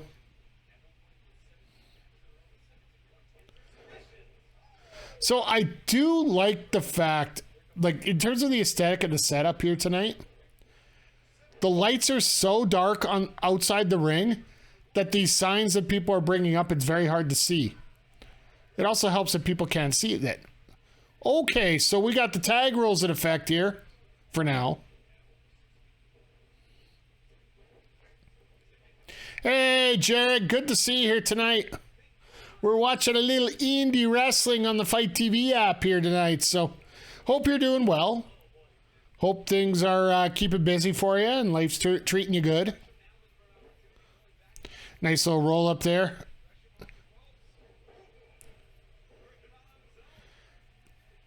It's unbelievable seeing what Takeshita can do.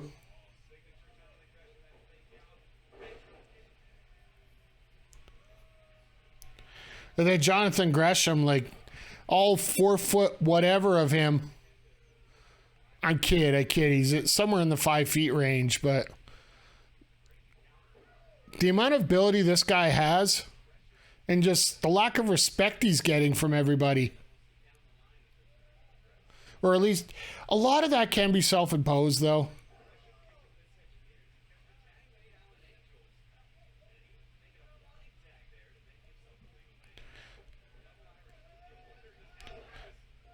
So I see how they're going to make this different than what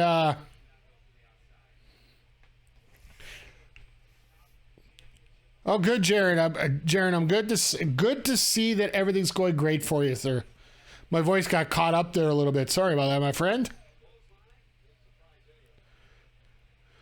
But yeah, this a person like Takeshita, who just basically came over to the States because he wanted to get more experience in the U.S. style of wrestling, he's definitely made a statement for himself here. And he's not afraid to get booked either. What a right hand.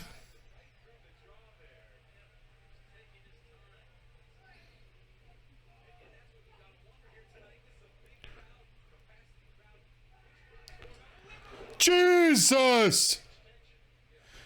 That was a nice clothesline.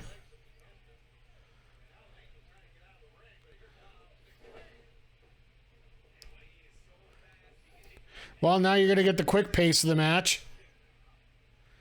I don't know if Wayne hit that kick, but a good camera job on getting away from it. Nice! A little bit of Kevin Dunn magic there. Once in a while it's a good thing, but not all the time.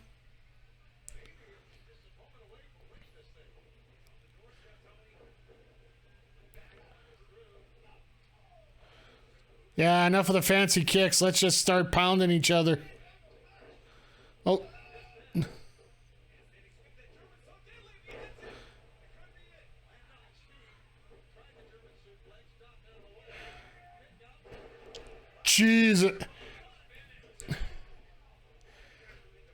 Nick Wayne reminds me of a little bit of Sid Greed with that kind of sell job here.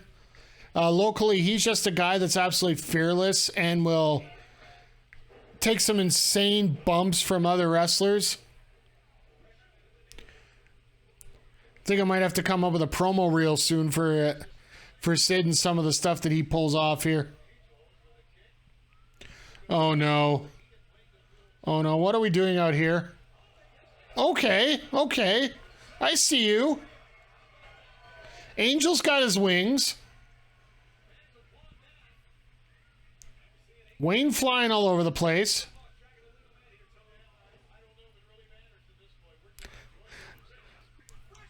I love Tony when he finally realizes, yeah, we don't care how...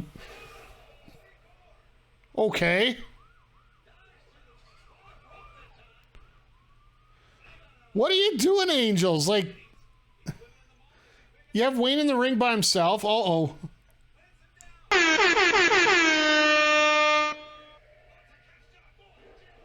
Nice. Enjoy the air horn there, sir. Did that go through for you guys? Because it didn't go through for me. Sorry, I see things before they come through, so... I'm going to have to go back and fix the audio here now that the computer's updated.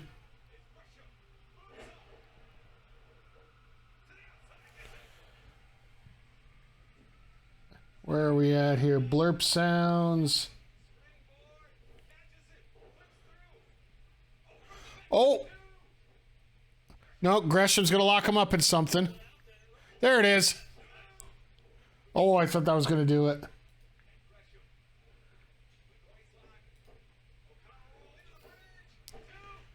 Nice!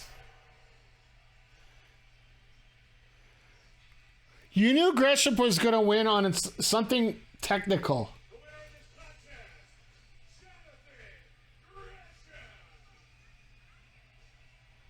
Oh, that should have came out. Okay.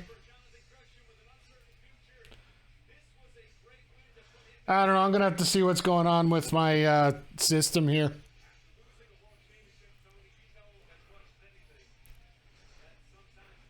I updated my computer right before the stream here, and it seems that OBS and, well, basically everything seemed to revert back to some older versions of stuff, so forgive me if I didn't get scared by your air horn, Eric. I hope you're doing well here tonight, though. And seeing Gresham get the chance to go back to England and get his Progress Championship back seems like a good call. I am wishing Ric Flair a very hearty good luck after 50 years of service to our sport. 50 years. I'm watching this again, and it still, to me, looks like this is green screened. Because that's the thing. If Ric Flair wants to have another match, if he wants to have 5 other matches, if he wants to wrestle Just the way the head is in the background, there's no, like...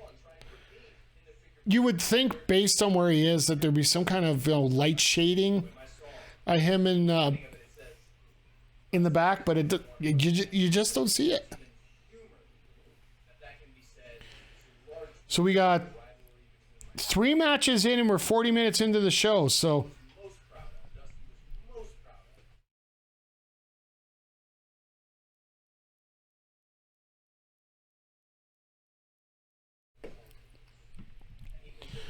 So once again, I brought this up in the chat earlier. I want to ask you guys again, because Cody just brought it up. Who was Ric Flair's greatest opponent?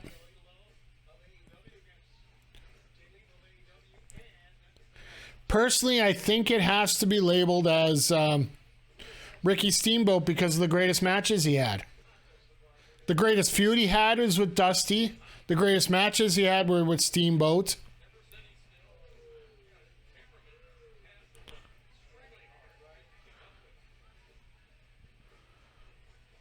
All right, first production faux pas here. Nobody knows what's going on.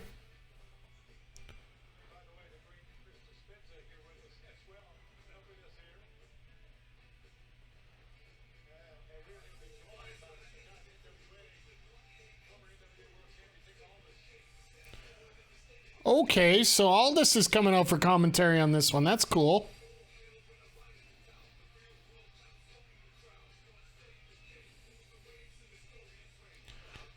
Well, at least he likes to talk, so we know that that'll be a good thing. So.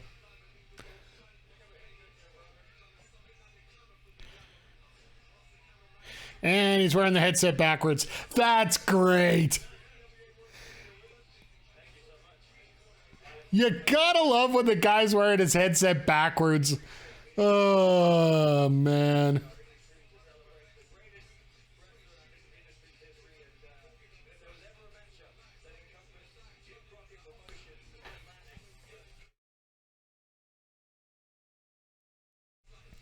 So which match is he out here to represent? That's the question we have right now.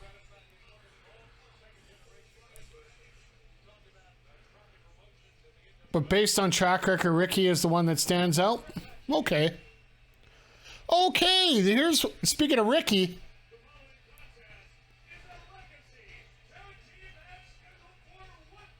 Oh, you're talking about Ricky Steamboat, yes.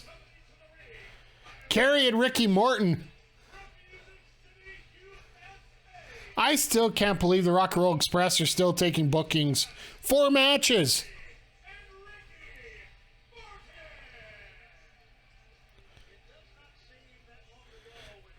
At least Robert's like, yeah, no, I'm good. Yeah, I know, Steamboat. Sorry, my bad. It just seemed rather coincidental that you mentioned Ricky and... All right, I got to get some dinner ready before you meet up with the parents. Okay, well, you have fun with that, Mel. Great chatting with you. I'm sure we'll chat later on.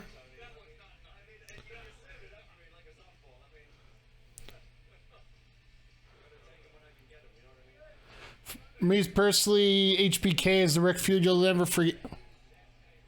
Yeah, I get it.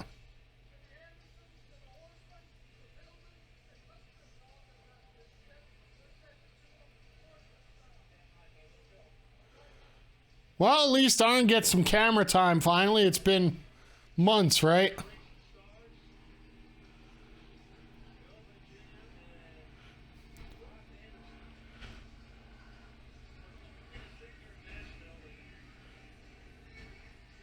Don't show Arn from the backside. He's got a big enough one to block it up right now.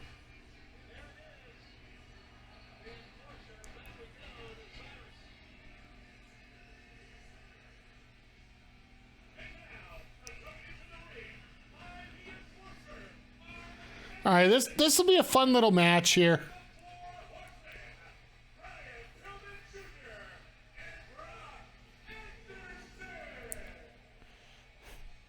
Don't show Arn at all. We want Brock. Are you talking about this Brock or the other Brock?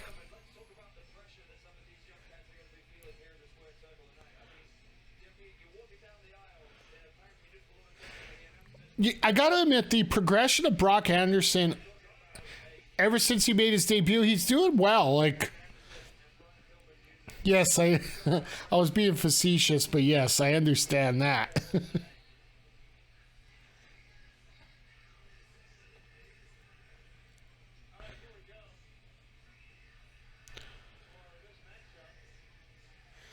Oh, and Pillman's wearing some Four Horsemen tights.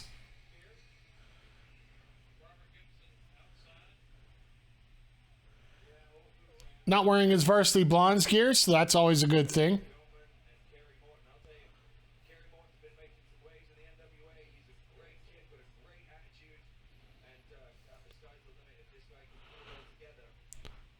Haven't seen much of Kerry Morton. I know that some people in here have been watching a little bit more NWA than me, and I apologize that I'm not going to be able to keep up with it. I do know some of the characters, of course, but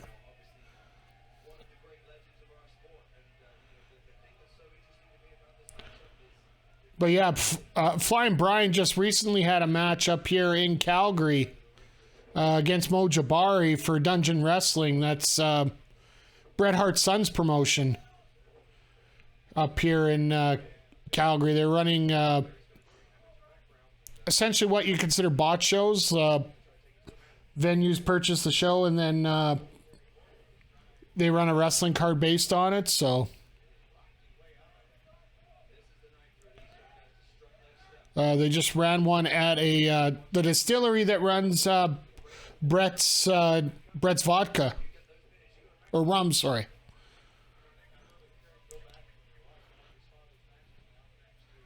No, they got big plans for the future here. So, but yeah, Pillman actually had a real good match from what I've heard with him and Jabari. It seems it's impressive how everybody steps their level up whenever Bret Hart's in the crowd, huh? Go figure.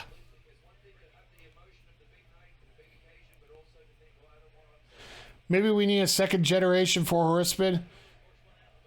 Charlotte, Brock, Tess said who would be the fourth? Well, there's a lot of people that could fill into that role there. There are so many people that... Just trying to think of any second generation wrestlers that were related to...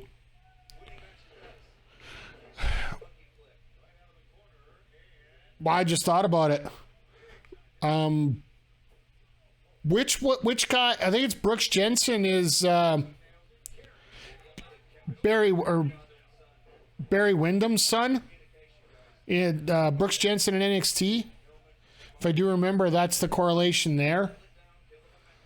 So if you want to do second generation based on the Horsemen, that'd be your first logical choice.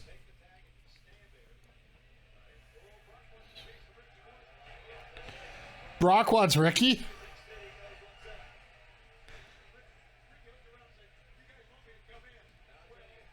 No, they want you to sit on the side the entire night, Ricky. Come on.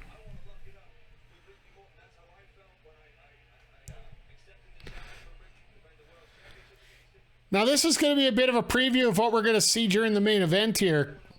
Except Ricky can actually go a little bit.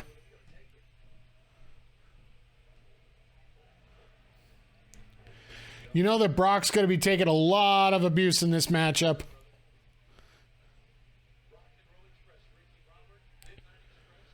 But you have to give a shout out to AEW for allowing a lot of their talents to work this show.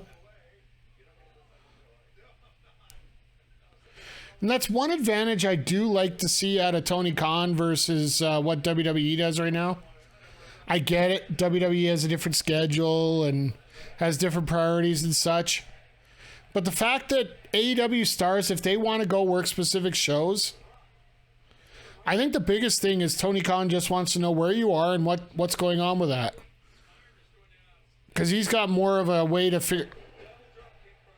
All right, there's a textbook double drop kick.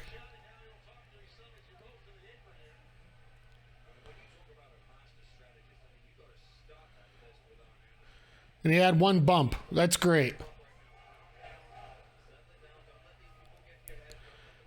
Well, you got one rock and roll chant. Ah, here we go. Now the Horsemen are going to be heels. I like this. Okay, Bull Buchanan's son. I'm trying to figure out... There's supposed to be a son of one of the Horsemen in NXT right now. And I'm not thinking Von Wagner. Von Wagner is Bo Beverly's kid.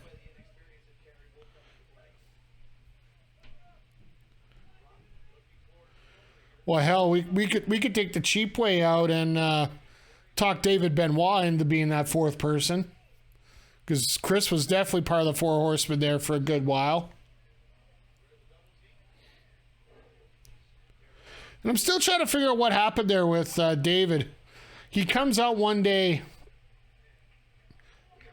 No, he's not Albert's son, is he? Man, am I getting my lineage screwed up in NXT? I know that Bo Beverly's kid is in NXT.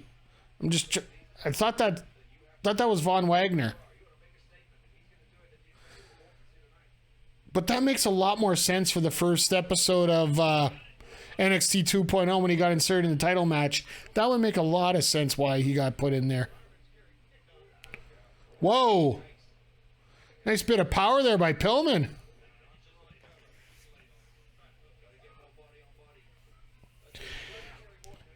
See, this is why I need to get like a special mod to check all the facts in the chat. Of course, I got to afford to get one, so...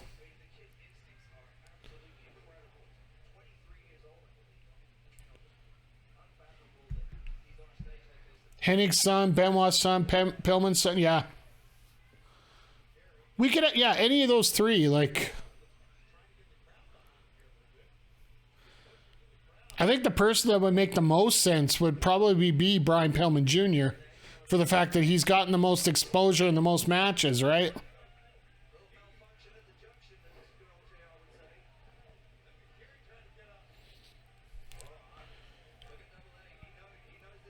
But Axel, I don't know how much he's working right now. That's the big thing.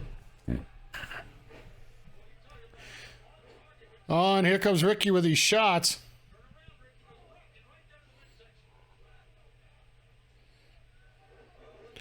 Nice. Like, I'm actually trying to see how many times Ricky actually has to take any kind of bump or fall down on this. And right now, he's really only had one serious one.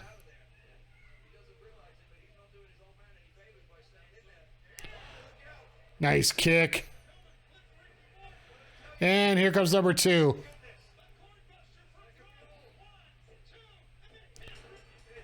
Alrighty.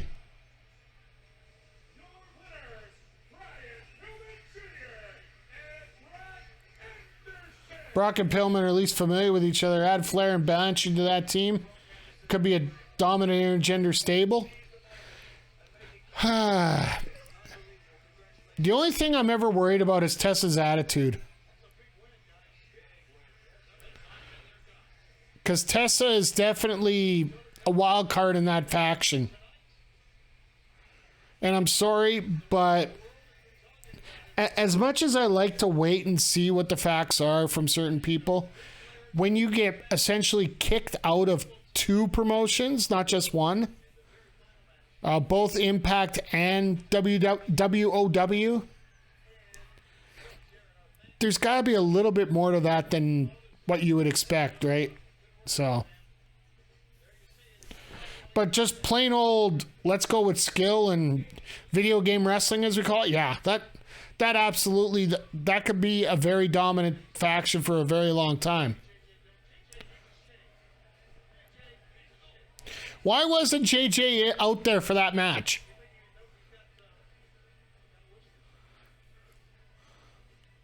So we got like about 4 more matches left to go here tonight. So now we got the Luchador Spectaculaire.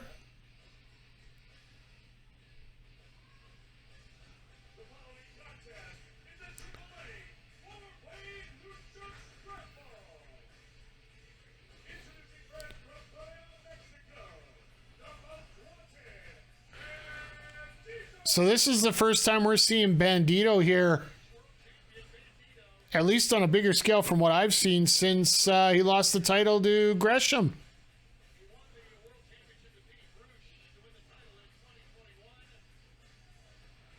Yeah, they're just describing that right now for all of us here.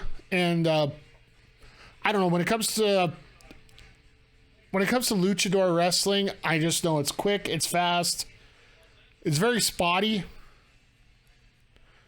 And for those that know me, I'm not a very spotty person. Oh, Black Taurus, Impact Wrestling star.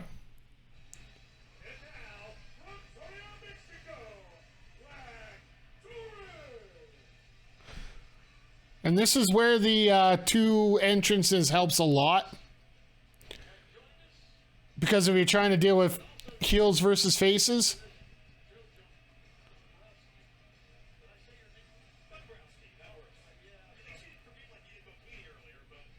Ha!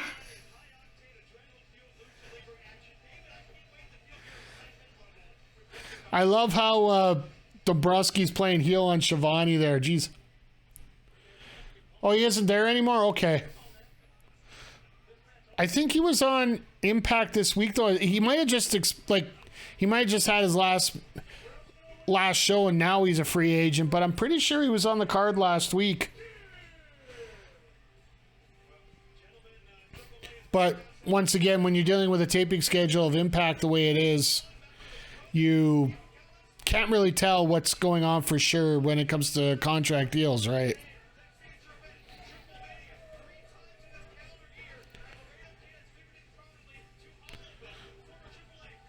No, Laredo Kid has really made a name for himself in Impact as well.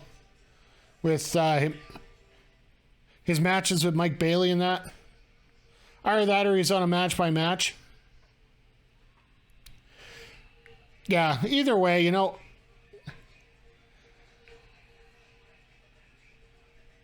Okay. Yeah, this match just got good in a hurry.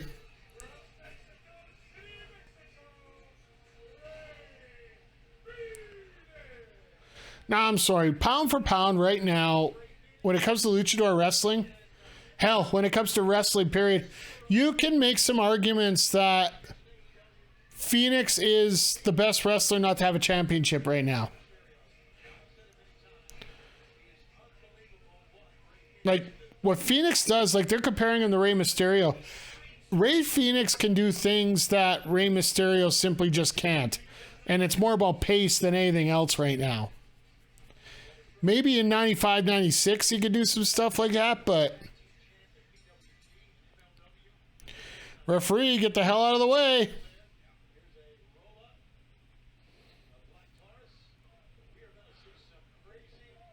Good luck for Shivani trying to keep up in a match like this. Jesus.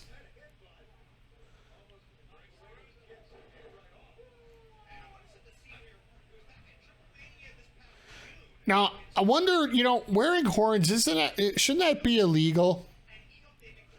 You know, like goring somebody with horns? I don't know, maybe that's assault with a deadly weapon, maybe, if you ask me. Nice shot.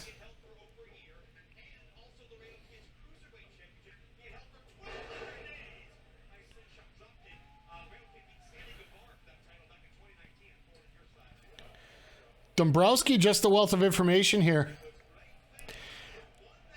You see Phoenix and Razzie Zack Sabre Jr. Could you imagine a match between those two? You want to talk about a different set of styles between both of them?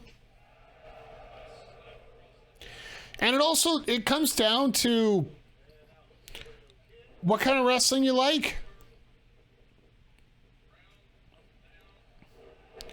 Like, to me, Zach, very technical, very sound, very fluid. Basically can adapt to most people's styles and turn a match into his favor quite easily. Phoenix just, yeah, we're doing the match this way and hope you can keep up, my friend. That's usually the way it works with Phoenix, so. And I knew that wasn't going to work because he didn't have him way too close to the corner.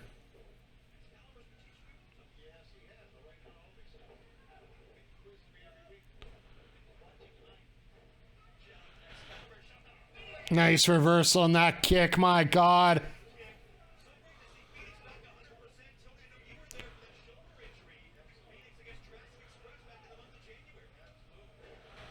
Not back kick. Like, Phoenix, if you want to find a perfect creator wrestler in a video game, just copy what Phoenix does. Literally, he can do anything you do. Oh my God, look at this.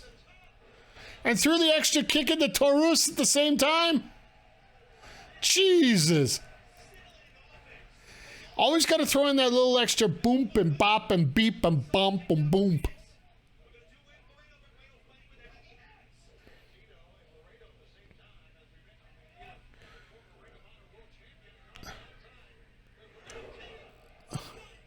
All right, somersault, spinning cutter out of nowhere.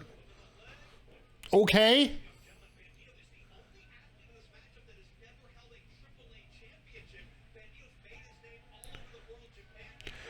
Yeah, that Bandito's always been one of those people, like, what didn't he isn't he the PWG World Champion right now? Not that PWG was at the level it was pre-COVID, but it's pretty damn close still. I think I just saw a tooth fly there.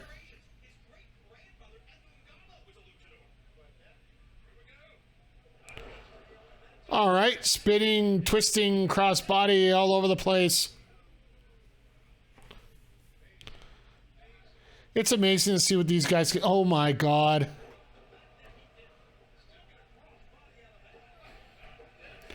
a little bit of attitude there out of Bandito. I like that.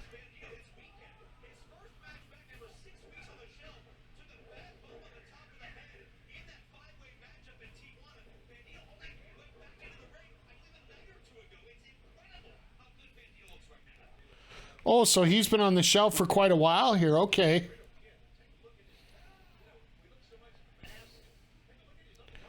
Never fails, Bandito. Just a bad luck with injuries here. Oh, wow.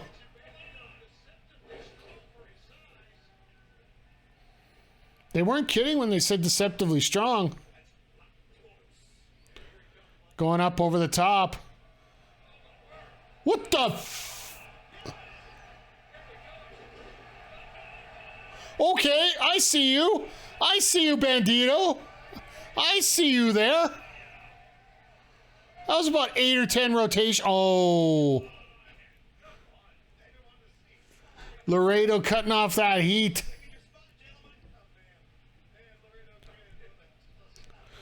Bandito basically got the Cesaro spot in there. And yes, I know he's known as Claudio now.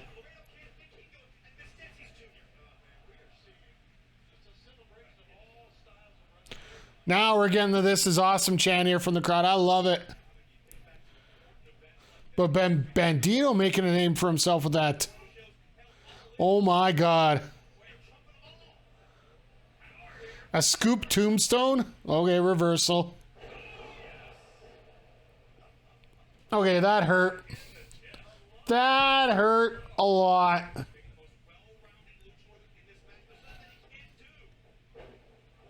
All right. For botch number 1. Jesus!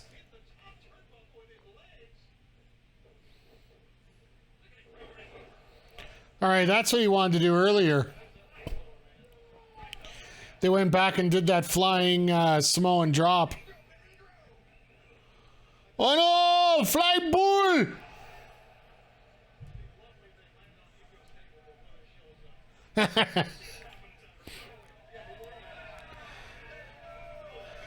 Come on, you can't attack the Spanish announce table. That would be cruel. He even Sasha Banks himself a little bit there. Caught his foot on the top rope as he spun to the outside. Nice super kick. And Phoenix was going to follow up, and Toru said nope. Oh my God. Oh my God, what a slam.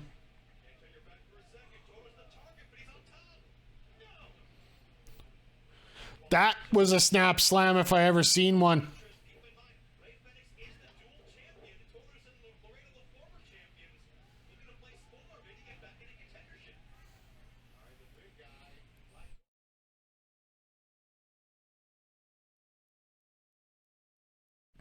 Isn't it always trouble when the big man goes to the top rope in any matchup? Oh, come on, guys. Shut the curtain behind you. Sorry, just look at that curtain in behind. When the hallway doesn't look like there's anybody in it, it just makes it look that much worse.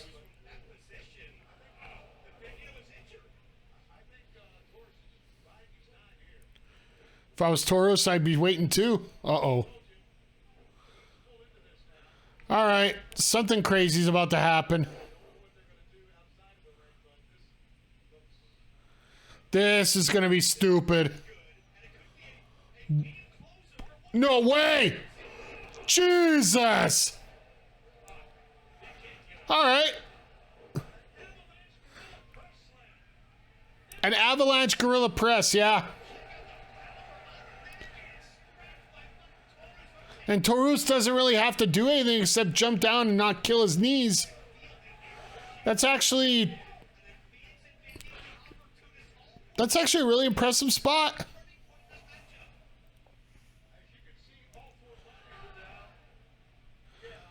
And for something so simple to get over as well as it did there.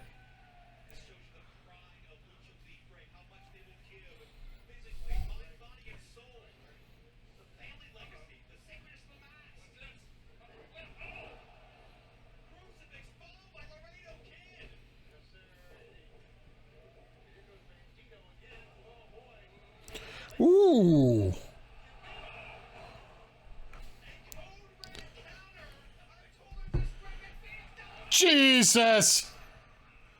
The way Phoenix goes up.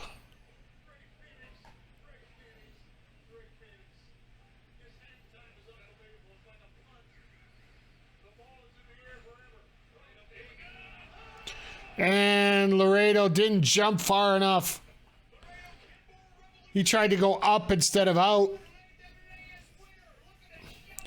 Glad those guys took a step in and took the brunt on that hit.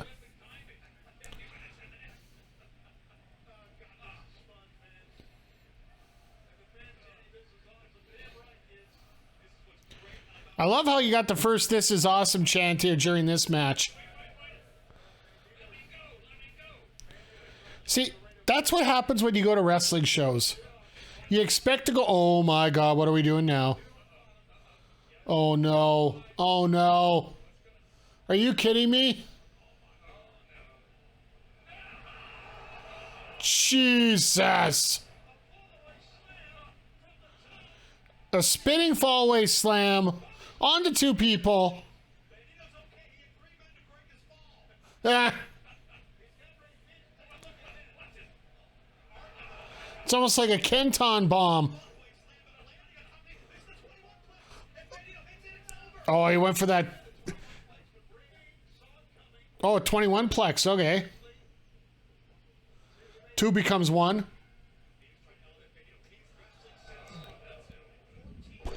And Phoenix just gets thrown. Uh-oh. Toru. Oh, my God. That was just effortless.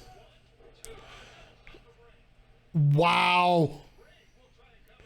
Just watching that effortless tombstone like that.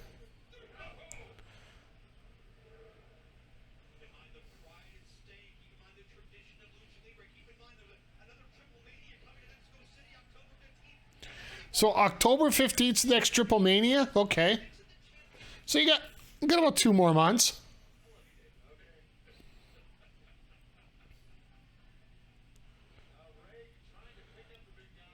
Nice kick.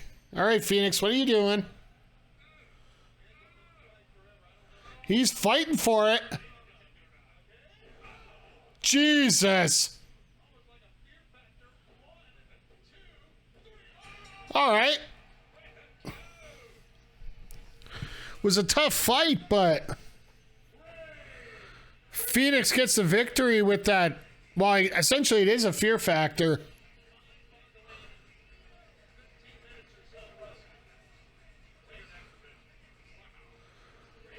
But yeah, you want luchador wrestling. That was a hell of a match there.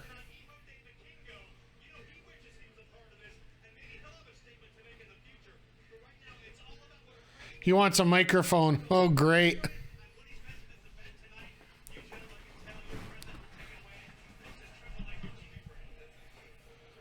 Either that or his hands broke. Oh. Aha! They're doing the lucha libre. Throw the money in the ring.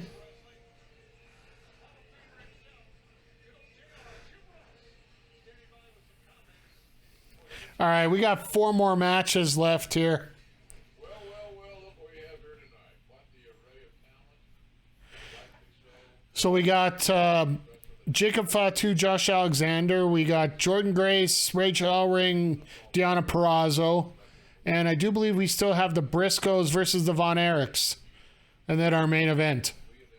So we're an hour and 10 minutes in, and yeah, we've had a lot of action here. So, with the fact that these are all like exhibition matches from other companies, it doesn't surprise me that most of them are maybe 10, 15 minutes long. That Lucha Libre one was absolutely amazing. This guy's 1A, this guy's 1B. I say bullshit.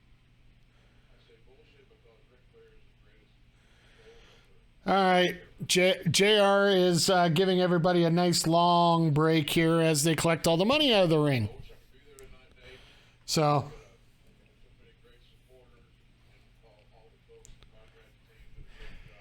it's going to be interesting to see what we get out of here in our last 4 matches here.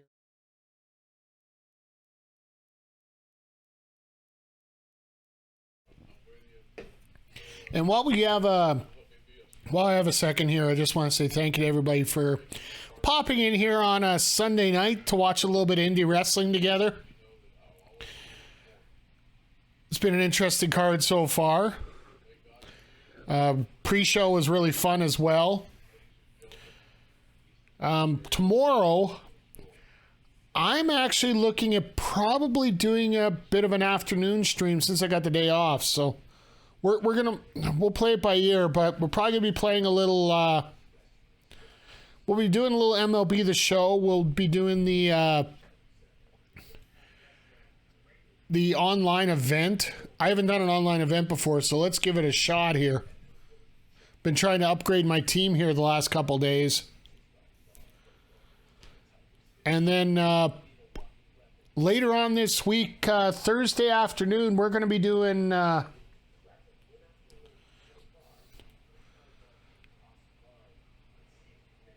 Thursday afternoon is the release of our new tracks for Mario Kart 8. So maybe we can find a way to sneak on there and get some games in. So, of course, and then on Wednesday we have our AEW Dynamite watch along. Make sure you join us for that. It is a lot of fun. And once again, if you're brand new around here, just make sure you subscribe to our YouTube channel. Do it tonight, because I'm changing the name tomorrow. So, well, not the name, but the name of the link.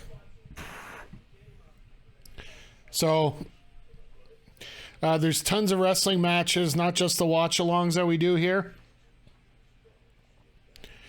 So, yeah, we got tons of action coming up here, and I got some announcements coming up next. This month's going to be a real game changer for what we have here at not only my channel, but also Backbreaker Media. So, but I find this interesting that they're going now. Fatu and Alexander are going to be going.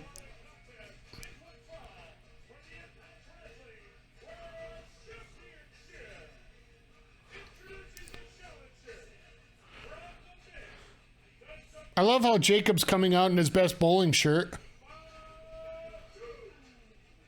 Maybe he's going to bowl over Alexander.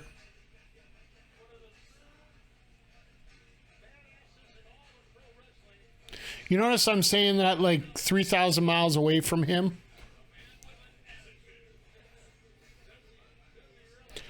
I wish he would have taken out Frank the Clown a little bit more than he did.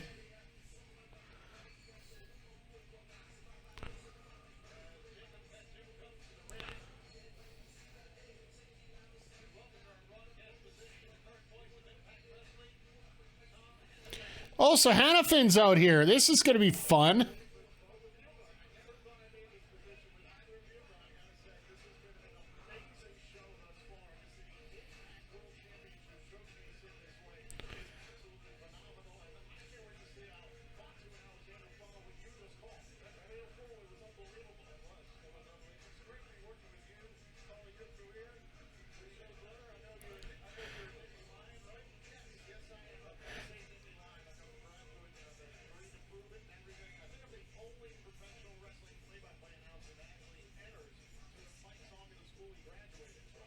Ha! Hannafin's entrance music is the all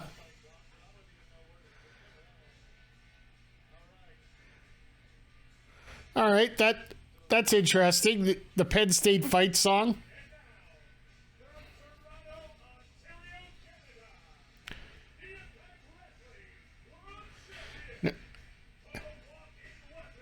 Now, I've had the opportunity to see Josh Alexander up close and personal here in Alberta, and he is just as intimidating face-to-face as he is on screen. He knows his wrestling very well.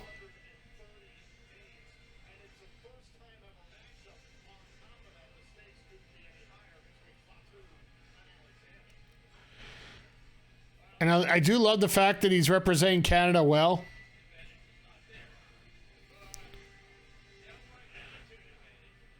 Yeah, just throw the belt to the side. What are you doing, man? Come on. All right, Tolly. Ring the bell. Let's go.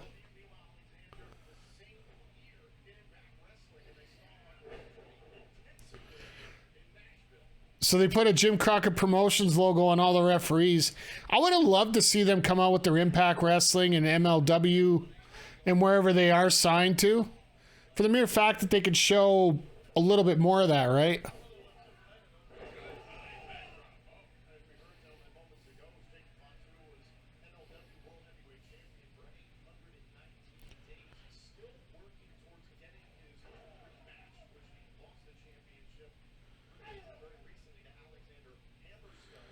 Yeah,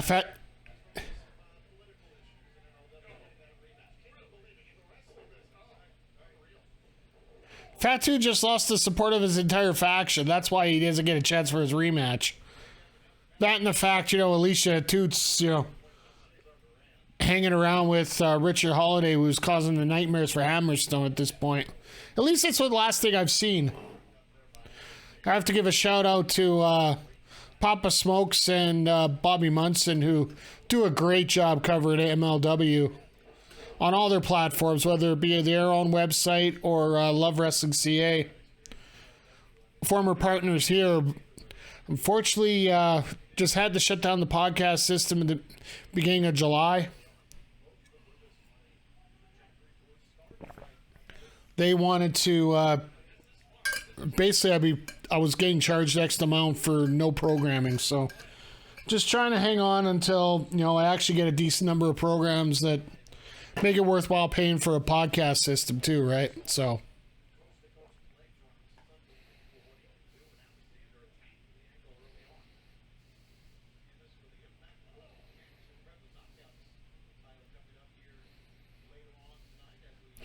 I just find it funny that they got the men's championship on. Like, don't get me wrong, I really appreciate that. So we're probably going this match, then the tag, then the women's, then the men's. Which, that could be a hell of a... It's a hell of a lineup, putting it that way. Shows that Jim Crockett's actually maybe even a little bit more progressive than AEW when it comes to the women's wrestling. Not that it is that hard to figure out, period.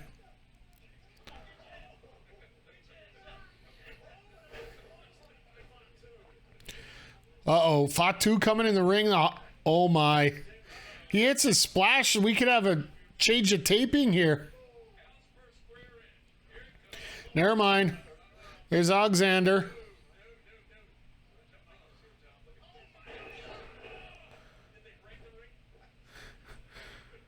They probably haven't made all the installments on the ring, so they better not have broken it. Maybe there's one at the stadium they could borrow half of it. The half that didn't come off the ground.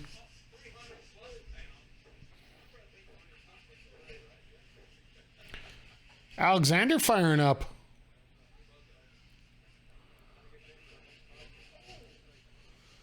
Shot to the face. Like Alexander, oh my God. Alexander's not exactly a small person, but he's getting thrown around there like a rag doll here.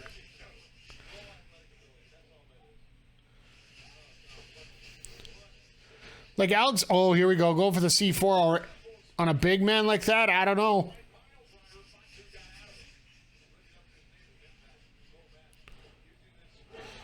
Wow. Springboard moonsault. Okay. I appreciate you. I appreciate you. Going over the top with that, like that.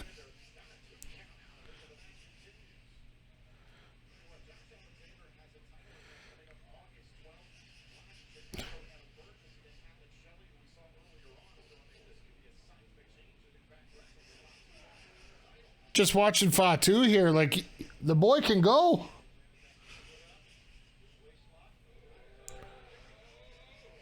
Now, Alexander, I think he would have had a lot more exposure to this point and been a lot more of a household name if he didn't get one of those 5-year bans from the States. He's another one of those athletes who wasn't allowed to travel down to the U.S. due to visa issues. You got him, you got Mike Bailey, you got Nicole Matthews.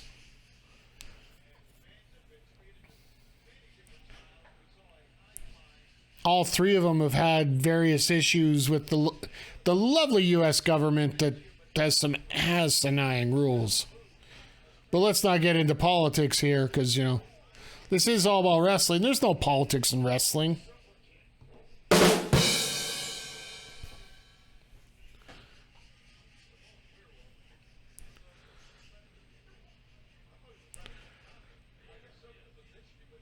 Oh, heads up.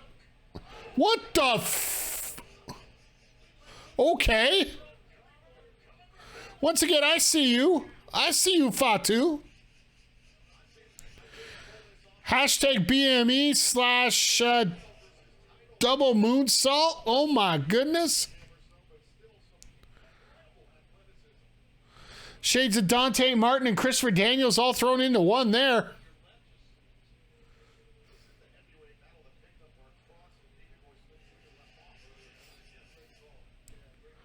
That's a great call by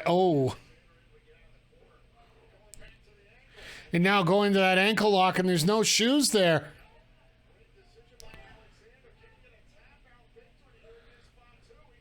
That's smart. Always makes you wonder when a guy doesn't have any shoes on. He knows his opponent, one of his finishers is the ankle lock. So is he seriously trying to... Oh, never mind. Ow!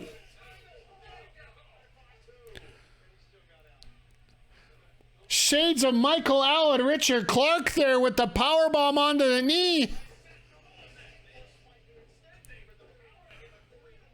Wow. I haven't seen Alexander pull that off. First time I've seen that was Michael and Richard Clark doing that, the Son of Irish at Clandestine 1, available on that link there, guys.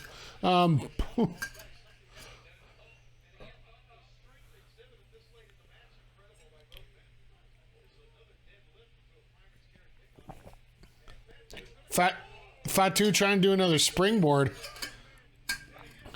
Definitely a big man that knows how to move. There's a vintage Alexander there. Crossbody onto the back.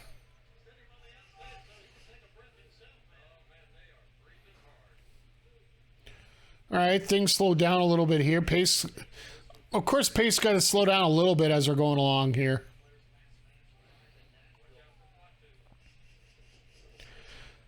Okay. Jesus!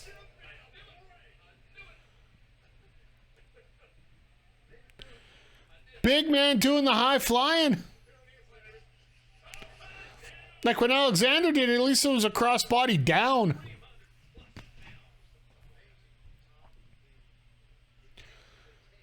Back into the ring. Fatu going for the big moonsault. Whoa! Could you imagine they changed 1, 2? Okay.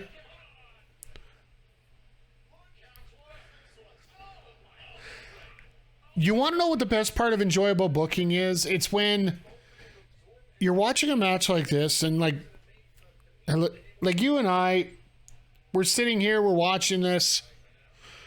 It's an exhibition show. It's like a house show.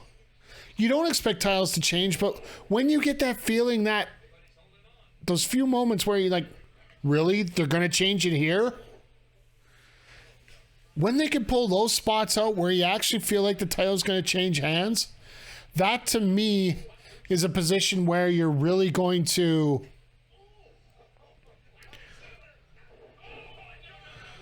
That's when you can tell you have a really good match on your hands. Oh my God. And there it is right there. Like spots like this.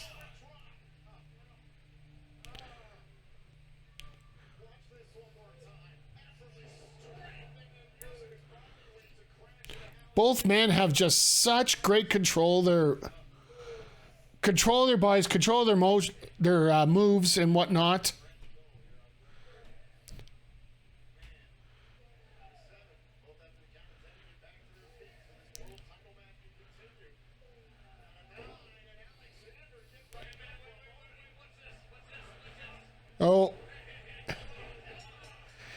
then this is how we end this off here.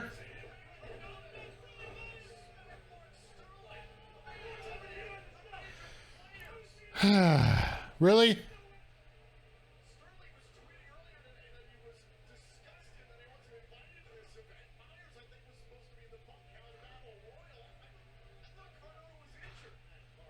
Cardona is injured.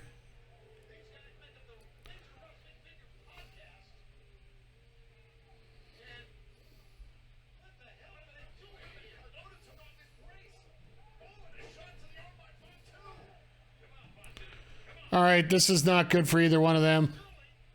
Well, I guess this is a way you get that no finish out of the way.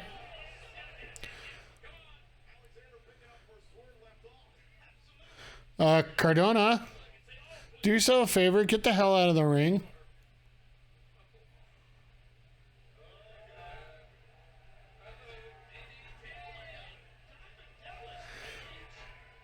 What is DDP doing? There we go. Well, this place just popped. Well, if you're going to have a non-finish, at least you got Diamond Dallas Page involved, so.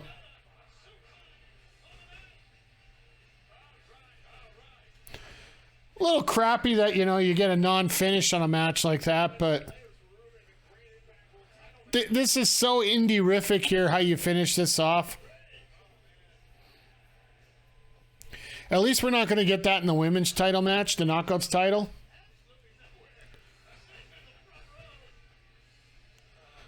And now you just DP going right back to the second row where he was.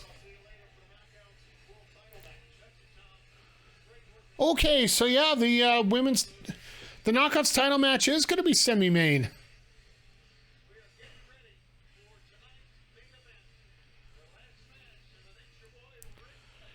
All right, this is Hello, everybody. John Shernoff here. I am outside Jeff Jarrett's locker room here at the Municipal Auditorium. okay. Trying to get just a couple of words with him before huge main event of Jeff Jarrett and Jay Lethal against Ric Flair and Andrade. Of course, he's not going to get anything. It's a busy man. So with it. Wow. Wow, I did not expect to see Jerry Jarrett, legendary promoter. Jerry Jarrett, Jeff's father. Jerry Jarrett here? Jerry, we wanted to get a word with Jeff. Do you think I could speak with him, please? Thank you. Let's go on in here. Jeff Jarrett, I'm sorry, I just want to get a couple of words. No, hell no. Not get a word. And now Jerry Lawler's here. Sure, King Lawler, I don't think anyone was expecting to see you here. Why would you not be expecting to see the man and his father who helped train this young man and get him into wrestling? Why would you Young man. be here on the biggest match of his life? Huh? I just, you know, I thought, well, I didn't know why we be training. Give me a thing. Okay? Listen, this, like I said, the biggest Jerry with some cheap heat tonight. That sounds about right. Jarrett's life. Because can you imagine the headlines worldwide when everybody's talking about Ric Flair's last match and he goes out a loser at the hands of this young man right here? Young man. Young man. I'm still getting over that thought that he's trying to call him a young man at this point.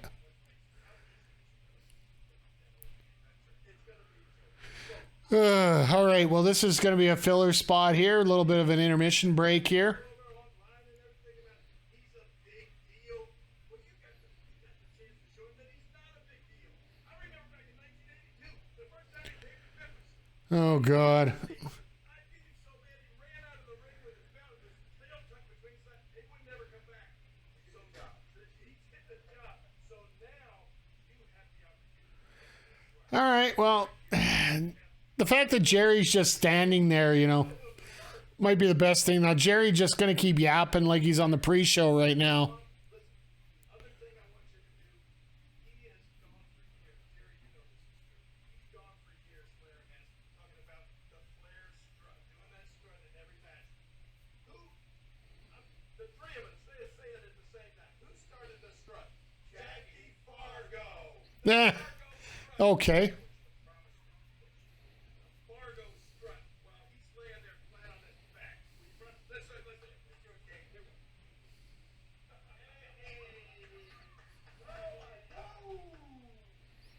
Okay.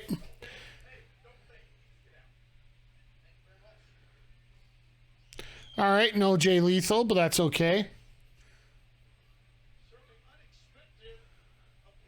So this should be the tag match if I do remember right. Yep, here we go. Sort of the dream match of sorts.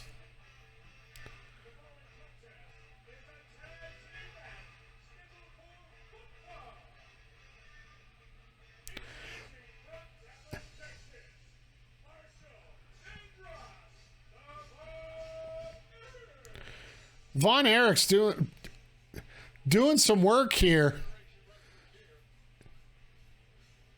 Mainstays over here at in MLW. And basically what that promotion's been supported by.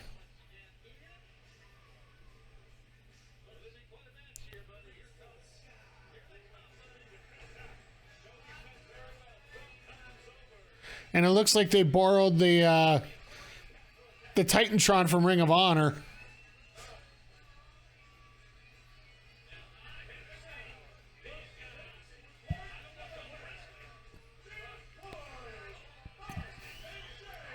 Just watching the way these two have been I love how only Jay gets the Twitter account on the intro bar. Because the other one's about the chicken company, I do believe. But watching these two go at it with FTR just a few weeks ago, well, when was that? Last weekend. At a Death Before Dishonor, that 2 out of 3 falls match.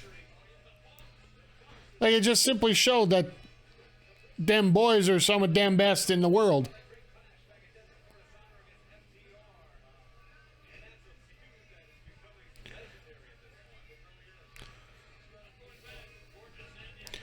Then, of course, there's damn face-off right now.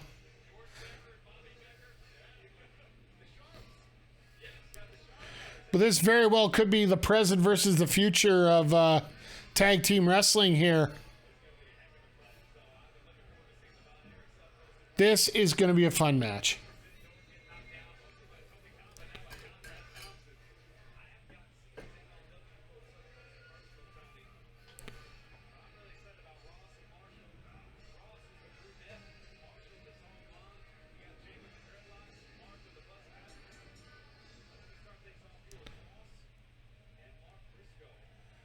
But I don't like wrestlers that don't like the jeans and the.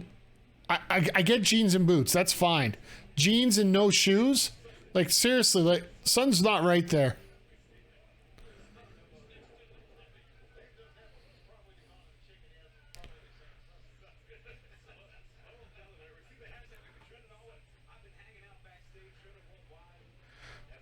All right, I got to check this because if it.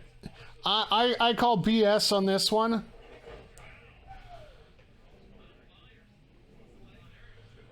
Well, I'll be damned. Ric Flair's last match is trending right now. Got to see what number it's coming up at.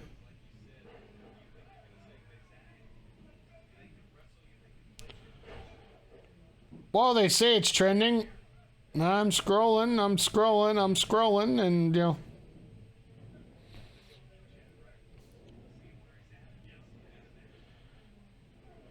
Well, it's trending #1 in sports right now, which that doesn't surprise me because wrestling usually takes over the Twitter whenever it's on. So whether it be SummerSlam, whether it be Ric Flair's last match, whether it be Ring of Honor.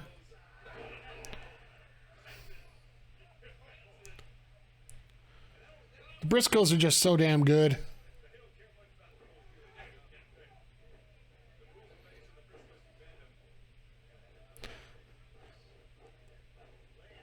I love that.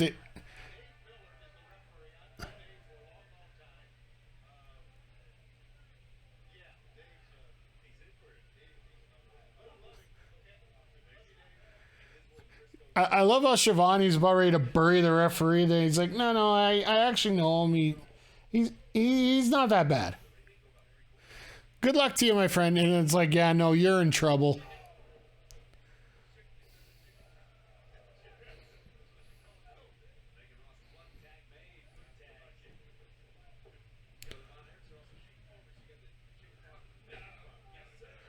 Well, he tried to go through the rope. Yeah, there's a little miscommunication right there.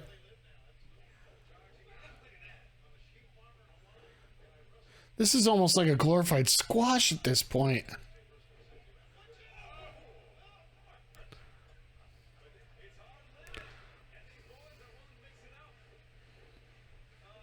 I hope the Von Erichs get some kind of spot here as we're going along.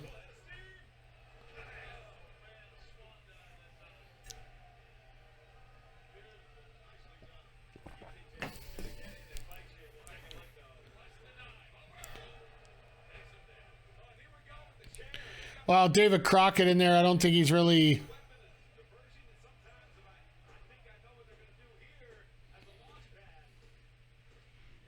That's not the best kind of chair you want to use for a launch pad. One with a pad on it. It did the job.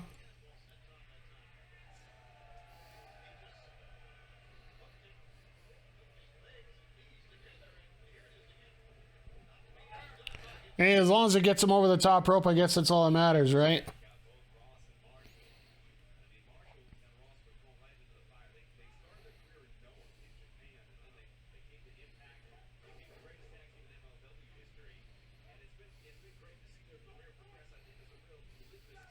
I do appreciate how the fact that Ross and Marshall, they're trying to talk up their accolades here, but they literally have not gotten out of the box this entire matchup.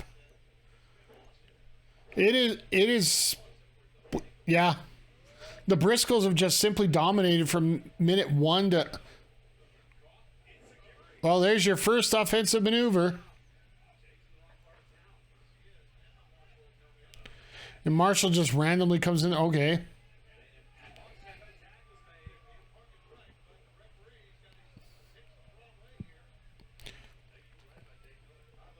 Okay, that wasn't, all right. That was an interesting way of doing things.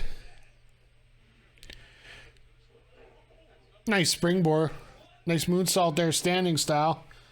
It's interesting. The referee's got a Briscoe detained, and then you just have to throw him outside, so then you get caught cheating. To me, I question some of the psychology sometimes here in these matches. Like, when you're in the middle of a match, you should be doing everything for a certain reason. And, yeah.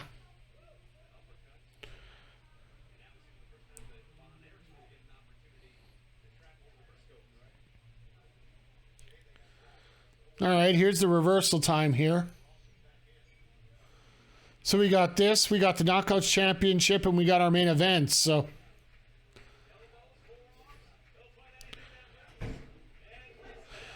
Well, that's a hell of a hot tag.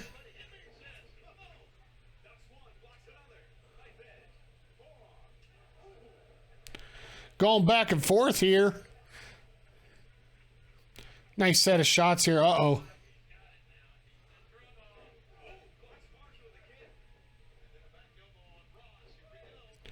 Ross and Marshall. Uh-oh. Marshall eats the drop kick. Chicken coop kung fu. Redneck kung fu. Sorry.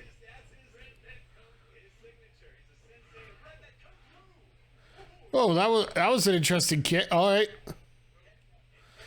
And once again, just another. These guys just not on the same page together.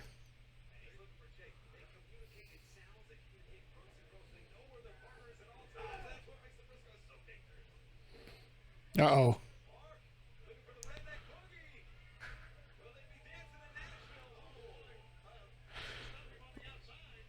Nice block. Oh, and there's the claw. There's the good old-fashioned claw.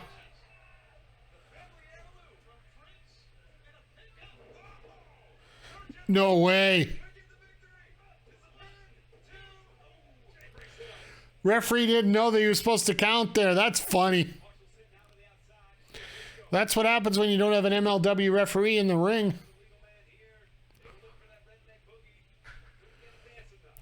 That's why people don't realize it's not that easy to be a referee, right? Nice clothesline.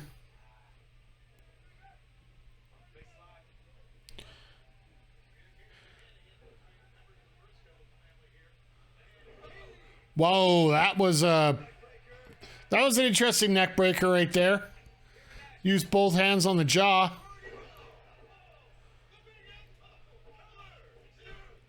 And there's the elbow to finish it off. Like I said, honestly, this match didn't do a whole lot for the Briscoes here. Just a few clunky spots throughout the match. And outside of a little flurry there for about a minute and a half, 2 minutes, it was all Briscoes here.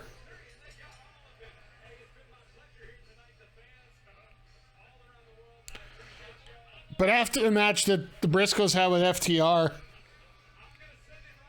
I'm not going to have any arguments about how good,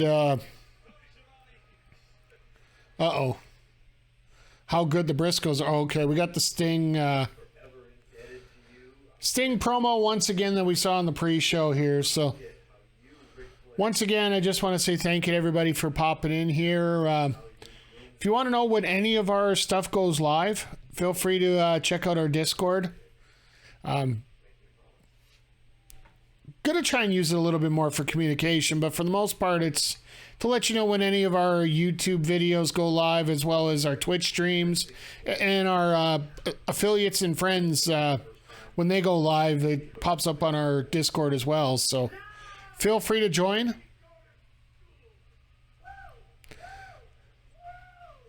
Sting doing his best Flair impression. Yeah, no.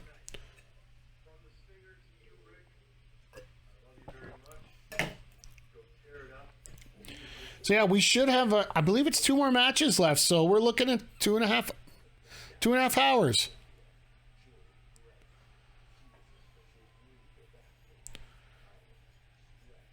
It's going to be nice to see this triple threat.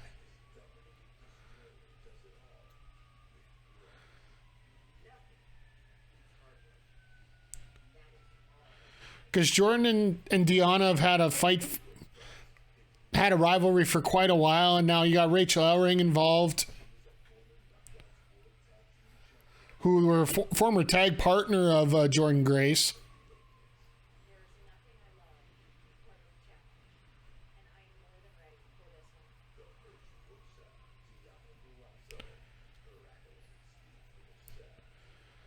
I don't like her with that Pope's outfit on. So, found it funny. One political comment for tonight. Everybody was complaining about how much money the Alberta government spent on the security for the Pope coming through here. And yeah, it's Quebec that gets the protest that interrupts the papal service, not Alberta. So, So this should be, I would say we're probably going to go about 15 minutes here with this match. It's going to be, I think it's going to be a very good match between these three. They, like I said, they know each other well.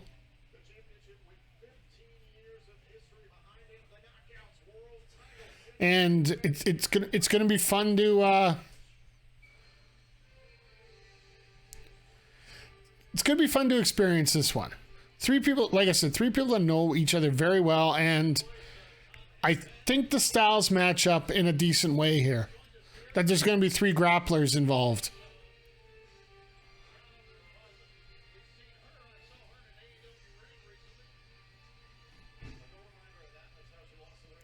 Coming out in all gold.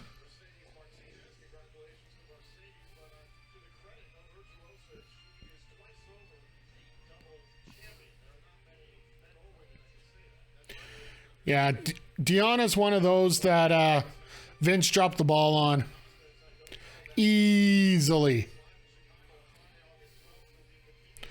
Well, hell, you got 2 people in this match that Vince dropped the ball on quite easily.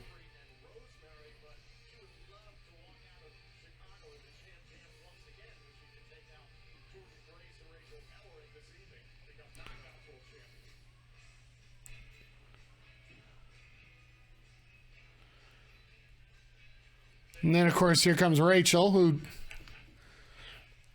God, you could go through this channel and see how much I beam about how good Rachel is.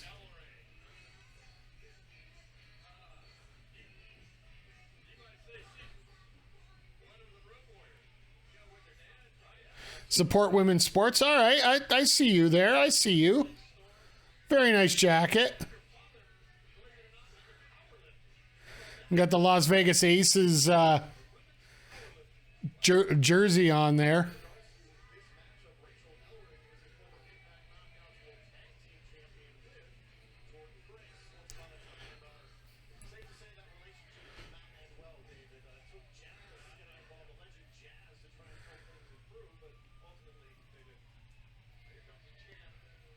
And here comes Jordan Grace, who is quite a spitfire when it comes to...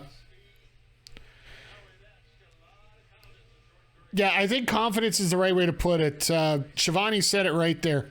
She got quite a bit of confidence, and sometimes that confidence gets her into trouble, especially online.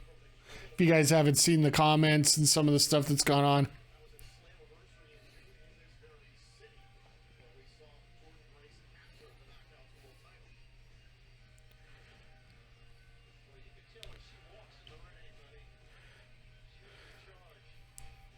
I wonder if there was some talk about gear color in the back here, because the former tag team's wearing basically the same colors.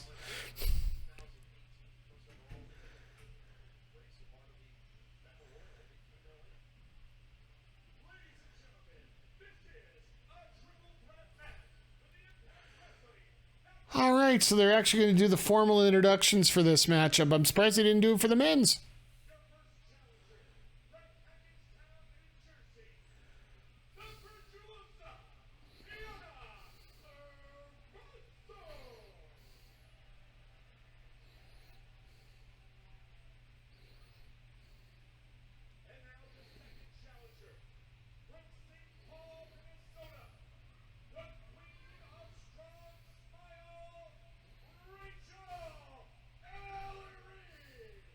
Well, Rachel looks fired up for this matchup.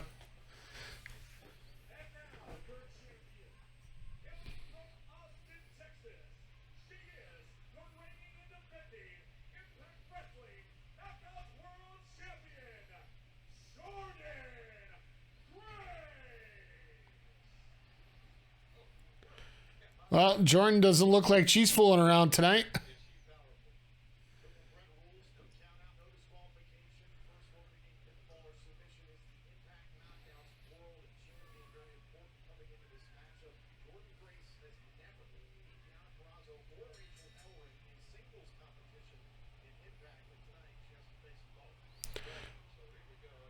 All right, this is going to be interesting to see either how this plays out for the fact that it's probably going to be two on Deanna for the most part. Oh no.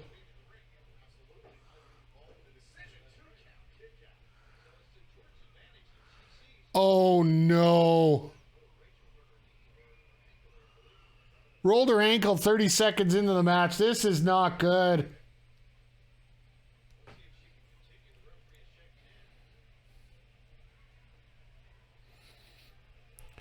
Oh no.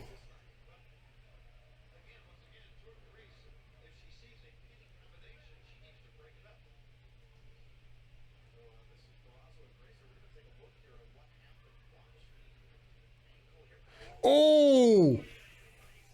Oh, that's not good. All right, that's just pure bad luck.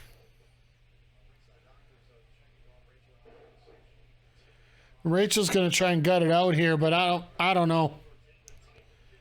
This is not good.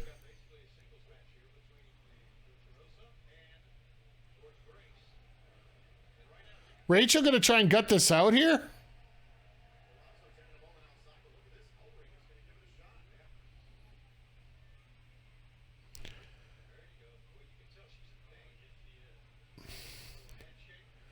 Like, all right, let's call a spade here. Rachel's been having a lot of injury issues here lately. Like, I know she had some sciatica issues with her back. But she's been cutting it out, and it just now she's got this ankle problem. Oh, look out.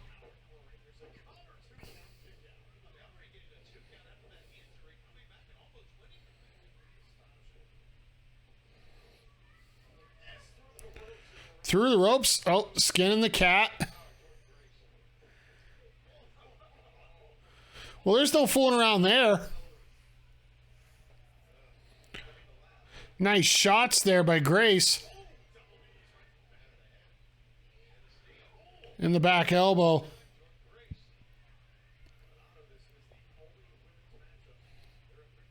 Oh. Little sloppy there.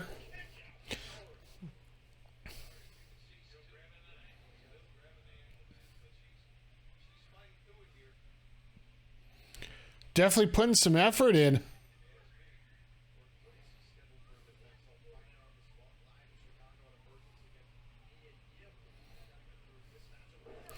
Oh.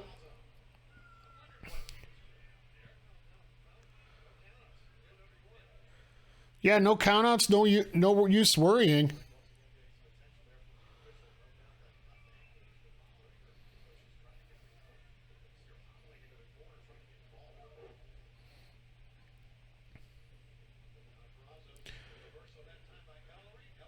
All right. Oh, nice slap. Nice shots here by Peraza. They're trying to make a match out of this. Nice cross body. And that senton there.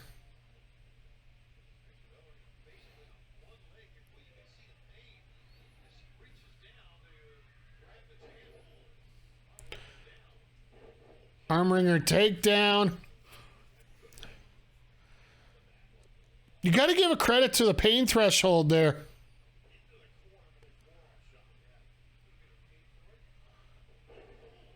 And the STO.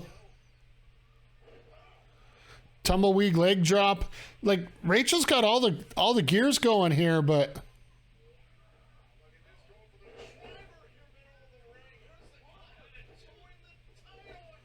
oh, I don't know if Deonna. I think Deonna missed her cue to get in there.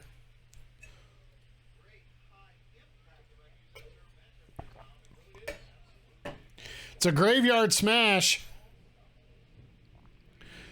All right, one finisher out of the way. Let's see what we got for the rest here. Oh. Uh-oh. Wow.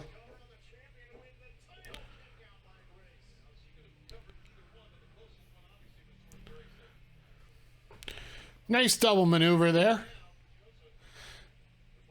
Now with Rachel sitting on the side, she's trying to go for that short pile driver.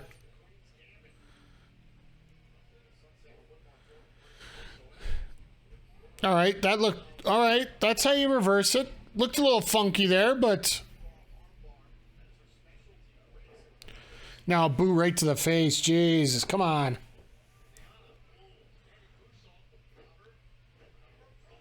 Why did we go to a wide shot there? There must be something on the camera they didn't want people to see.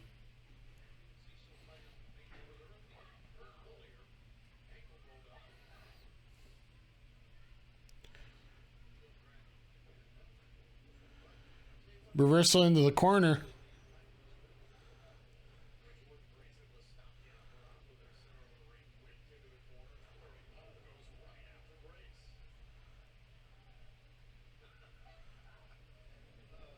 All right, just pause and shot there. Whoa!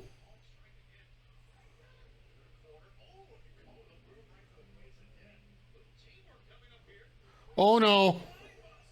That's a spine on the pine if I ever seen one. Right into the gambit.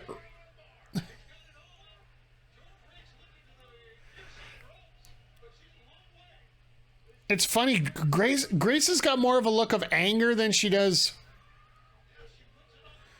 Like you see Rachel, she's got that feeling of anger in her and pain.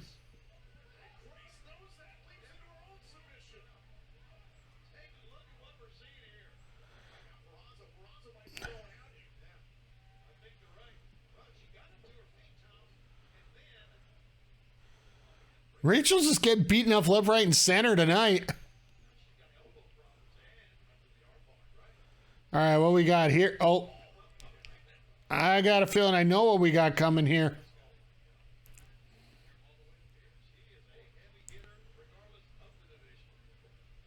Oh, here we go.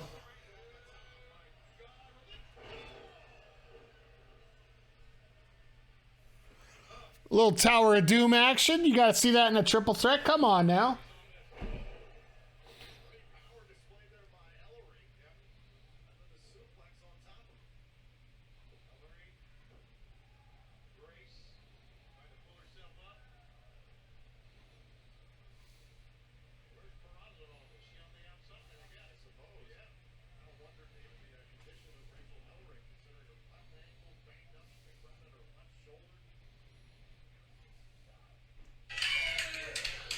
All right, that was something else I'll look at later. All right, what we got here? Boss Woman Slam. You know when the wrestler always stands back to start cheering, that's when it gets broken up?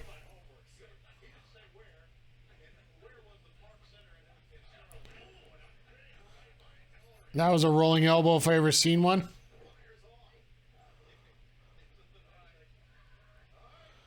Going for that Gotch pile driver? No.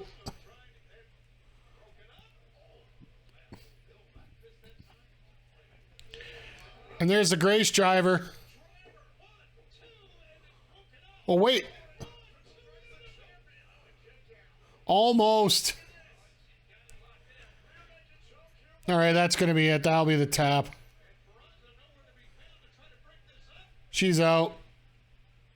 That's how you end it.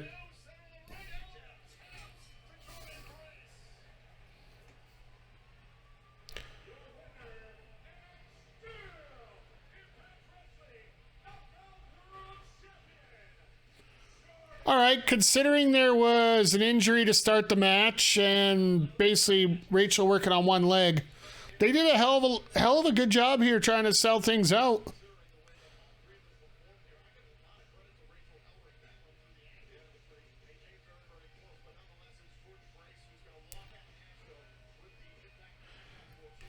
Sort of the way you would expect this match to end regardless with, you know, Deonna doesn't have to eat a pin.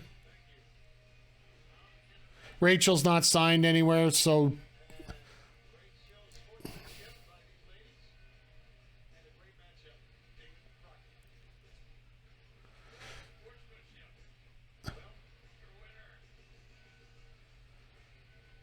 All right. We've gone through all the good matches, folks. Now it's time for the crap.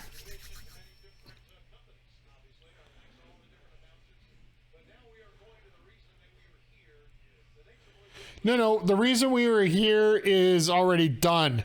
Now we get to see this. Now, I don't know about you, but I expect a car crash out of this. Does Flair fake a heart attack? Probably. Does El Idolo have to eat most of the heat in this match? Probably. Will Flair win with a figure four leg lock on Jarrett? Probably.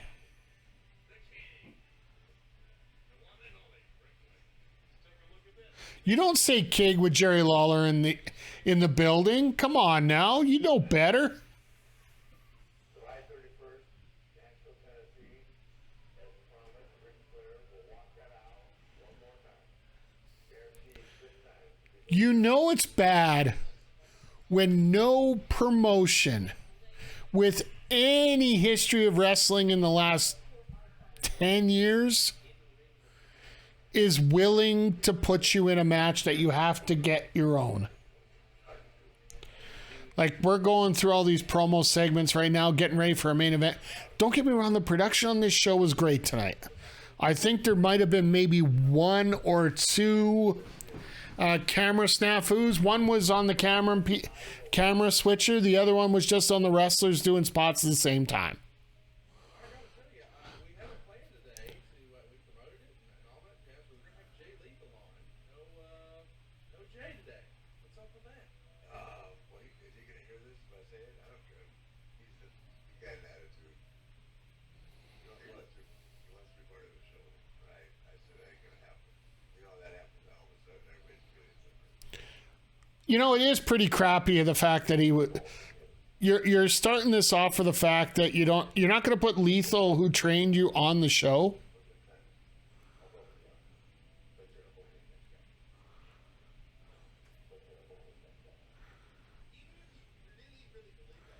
Oh, that to me doesn't settle right.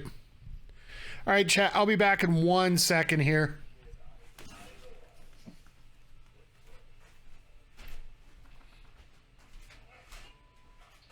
I knew how he disrespected me. I knew how he disrespected me for the last 30 years. Except for sure he could have affected me. Here's the 2 tickets for Jeff and Dad. Bravo. Is it okay for a man to disrespect my husband the way that Rick did? He got exactly what he deserved at that party. We thought we could do this reunion or match in a civil way. We got totally out of Sorry about that, chat. Just preheating the oven, getting it ready for making supper tonight. So, yeah, ribs are on the menu. Yeah, like I said, the production setting up this match, like all the vignettes going into this and whatnot, top class, top quality, great to see. This match is going to be shit. I'll be blown away even if it's in minutely close to what standards we would have for match.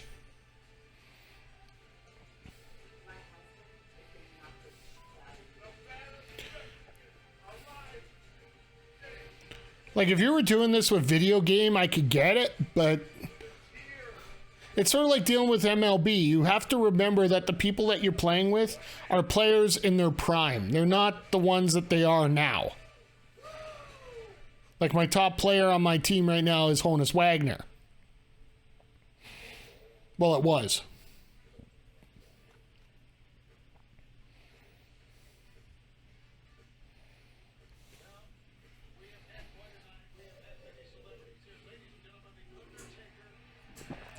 Holy shit, a Mark Calloway sighting.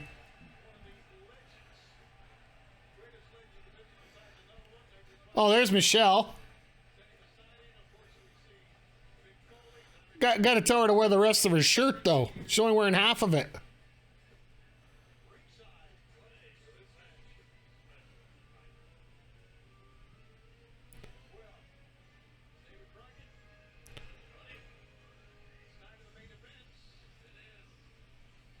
Alrighty.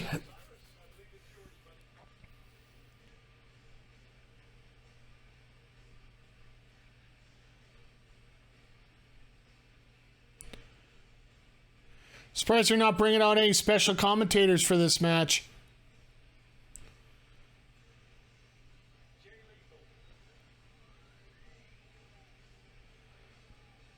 And the dead air.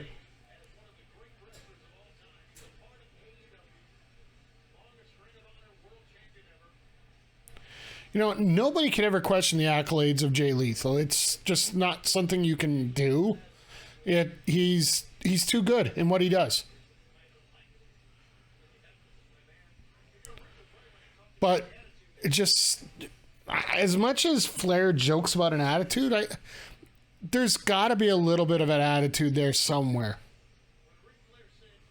And let's face it, every wrestler's going to have an attitude, one way or the other. Whether it's positive, negative, otherwise, they're going to have a little bit of bravado about them because you have to.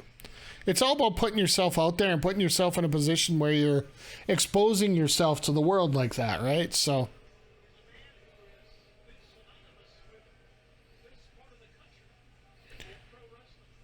at least we know the boos aren't piped in for this.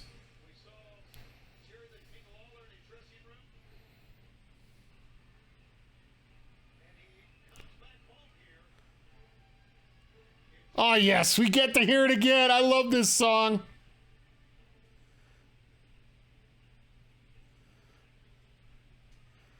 His Impact theme, I absolutely love this.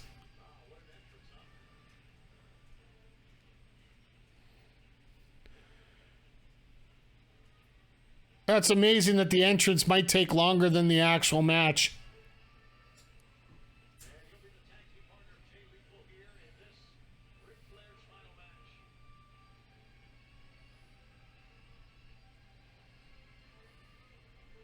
Worked with Jeff in WCW for many, many years. Yeah, Jeff had what, three different tenures? Remember that. He was with them. Yeah, Crockett didn't even realize it. Think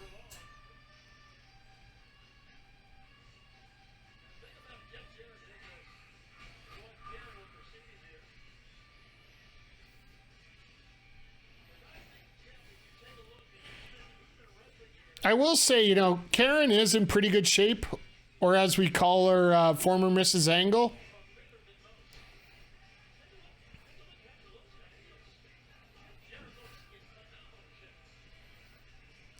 Well, he called a hell of a match last night at SummerSlam.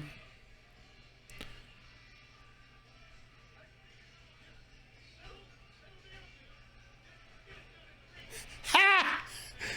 You didn't need those papers anyway, Shivani.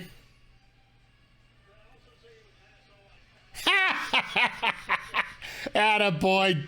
Attaboy, Shivani. Well, Jarrett's getting ready for Mexico again.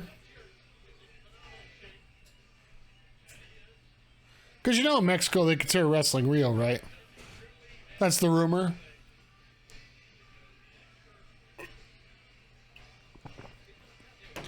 Jarrett's waiting for pyro that ain't coming.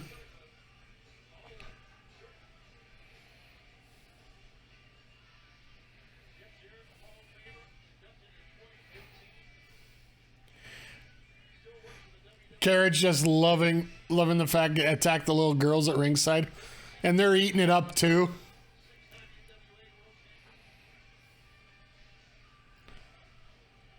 Oh, it is Dillinger. I stand corrected.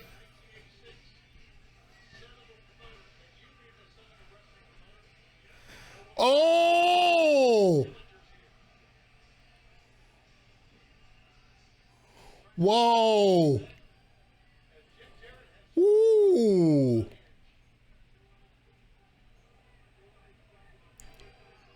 Ha! Cardinal sin of a wrestler. Take longer for your entrance than your entrance music. Showing out got the main event. Well, I say the main event happened earlier. Unfortunately, Rachel Ellering got that unfortunate ankle injury there beginning of the match. Managed to gut it out, so. Oh my God! Jarrett even went after Conrad.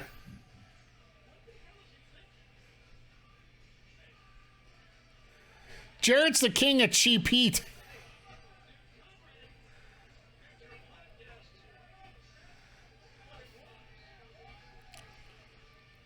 Oh, this is great.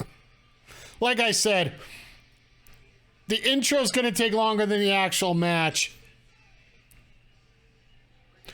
Where's the pyro? Come on, Jarrett. Supposed to have pyro shooting out of that guitar.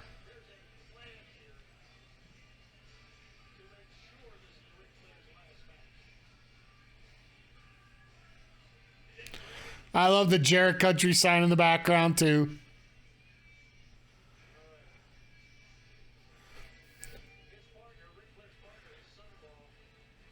This is the last time he's... Oh.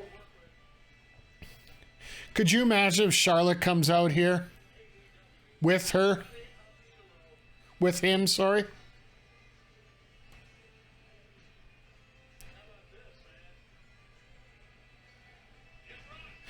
Kid Rock showed up and he's got a hotter girl with him.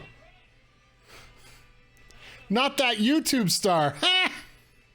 Now you want to watch them make out there. That's a little bit more appropriate.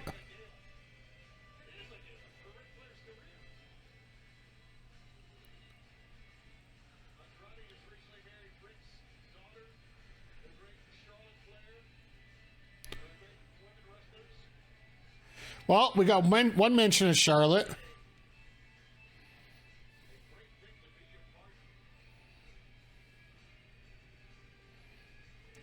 Well, I think they wanted to do this match in AAA, but then the AAA even said no.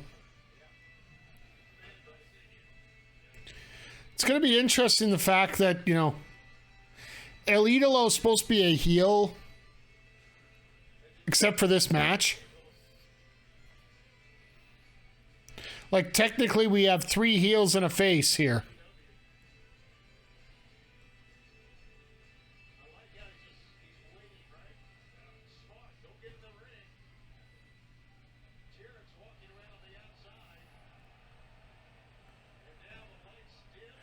All right, here we go. So is Flair going to come in on a helicopter?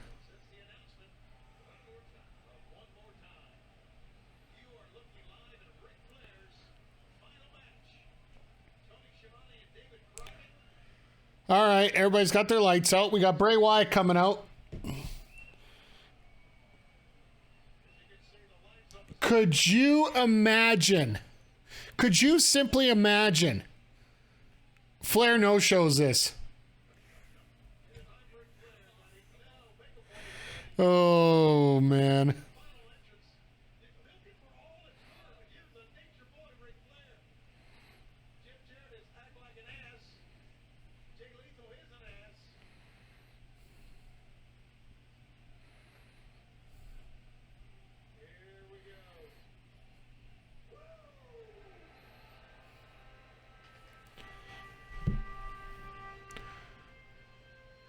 Well, you know he was going to get every little bit of pomp and circumstance, of course, but...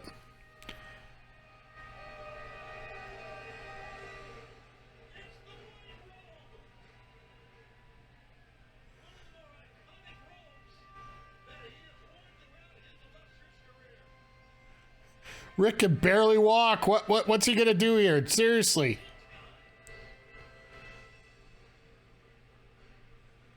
Either that or he shrunk. Everybody taking the pics. And the purple gear.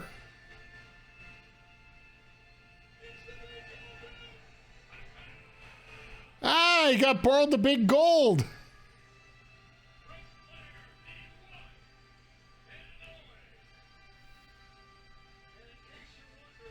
Can't even take it off.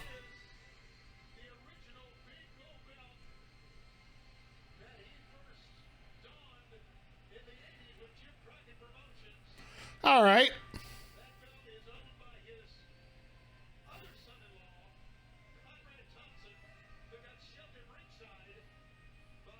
So Conrad gave him that belt. Okay, that makes sense.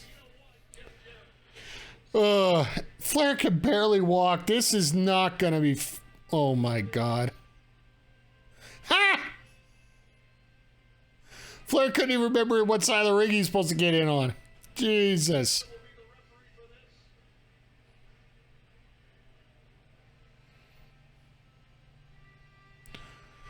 Yeah, how many referees wanted to be a part of this match? Oh, Kyoto's in there.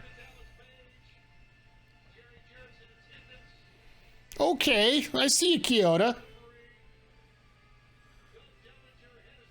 What logo are you wearing there that's... Oh, it's Rick, okay. All the other ones just had a straight Jim Crockett Promotions logo. This one, Kyoto's shirt has a Rick logo on it. Oh, we got Penzer out here.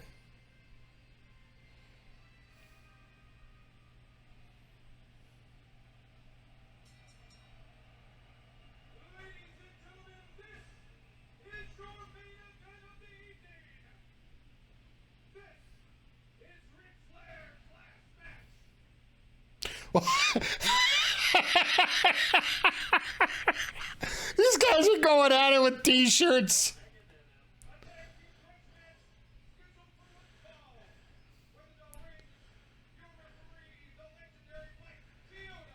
And he's even got his name on the back of the jersey. I love it. Attaboy, Kyoto. Way to get yourself over.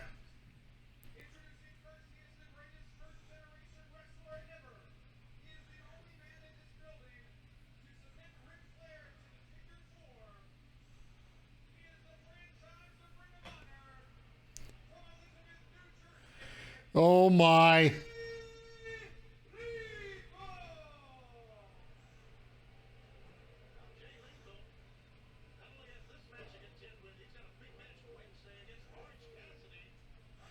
I don't know if you consider that a big match, but this don't feel right. Yeah, it just, like we said before, JJ, this match here, it's just, you ever get a point where you are in charge of something, so you get to play whatever way you want?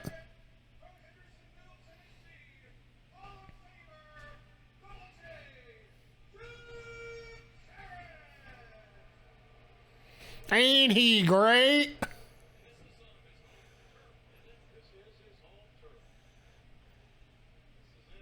Yeah, this should have been a North Kakalaki if you're going to have a finish, but gotta piggyback off SummerSlam, of course.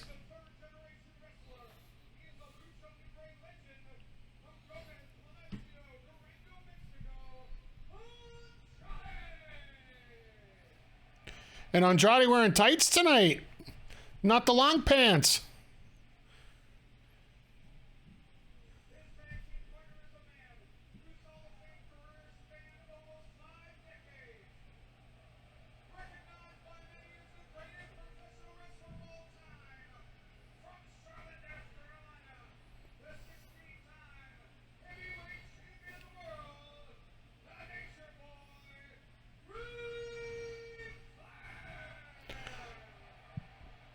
My God. Do you see, like, I'm looking at the skin on Flair's, like, the loose skin flapping around. It's like,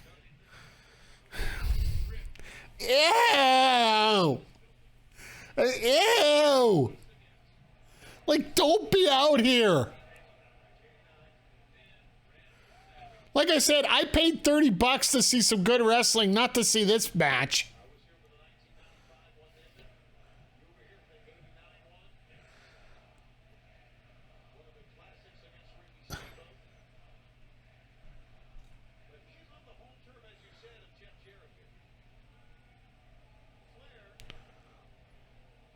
Flair's going to start this match too?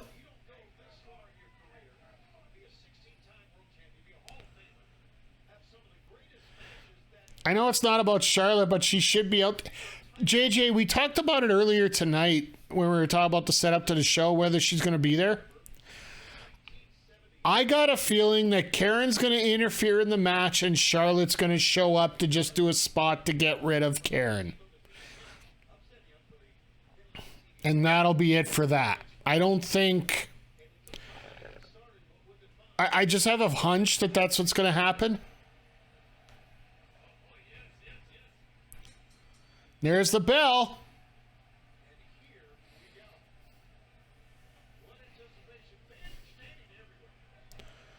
Yeah, they're all standing, getting ready to leave for the exits. The fuck is this camera shot? Sorry, pardon my French, but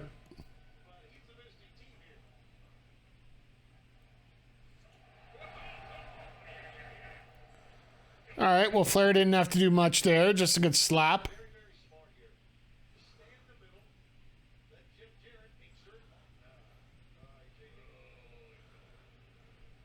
All right, well,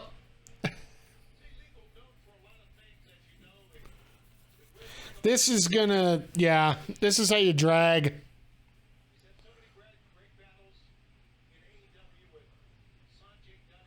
You know when they say, you think you're going too fast, slow down. If you think you're going slow, slow down some more. That's pretty much what we're seeing here right now.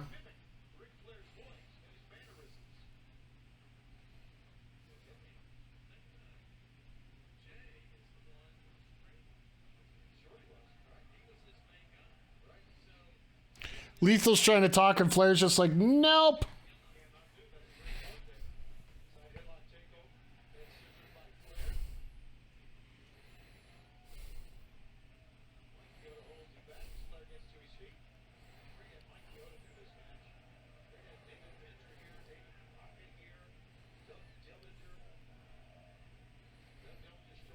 Sorry, just chatting up with Big Bad Boris about it here. This is rough to watch. But for those that are watching and those that are watching the stream here tonight, thank you. I do appreciate having you out here tonight.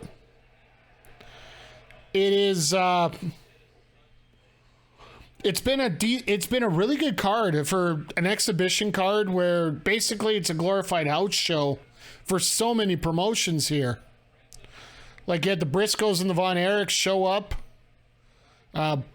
Pretty much a dominating performance by the Briscoes.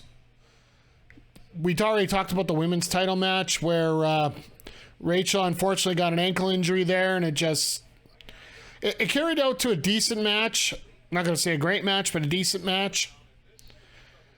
And then we also had, Josh Alexander, Jacob Fatu ended up with Smart Mark Sterling eating a C4, which I'm more than happy to see. Early part of the card, you got to see Frank the Clown get disposed of.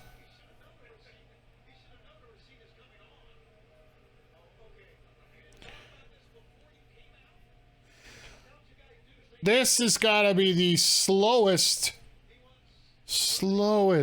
pace match I've seen in a very long while.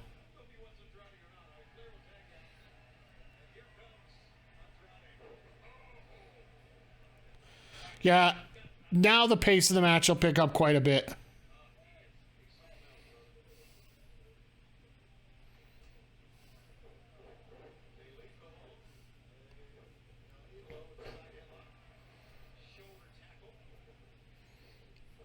Yeah, if they were going to keep that pace going for as long as they had, they were going to lose this crowd very quickly. And I think for many parts, they actually have.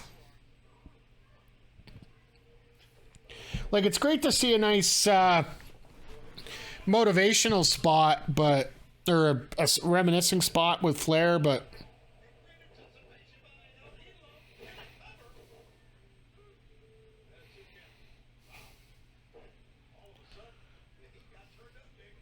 thank God the heat got turned up because it was freezing cold.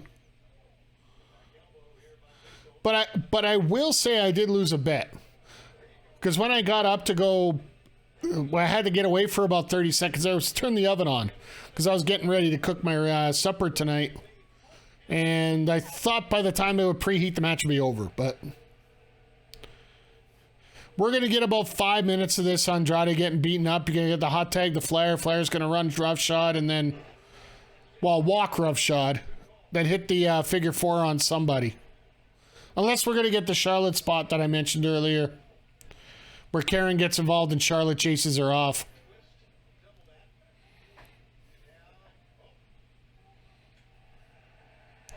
Oh, here comes Flair.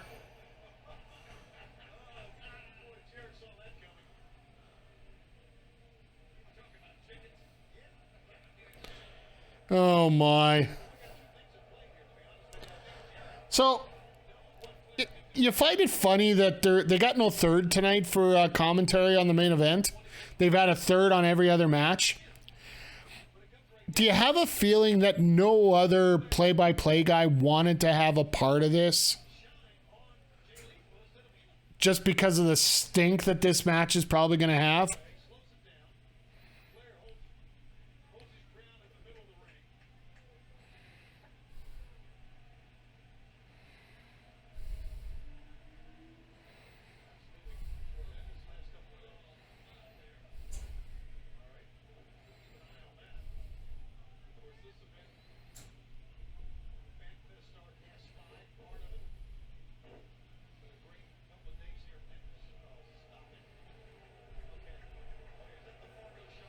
Oh, God. Here we go again. Let's argue the Fargo shuffle and all this.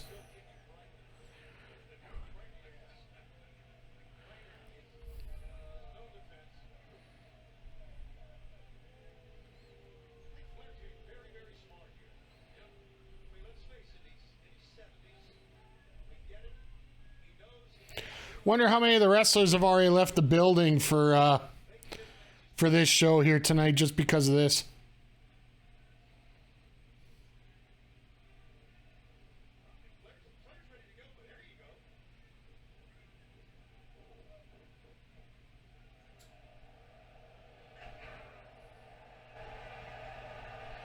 He can't even walk straight.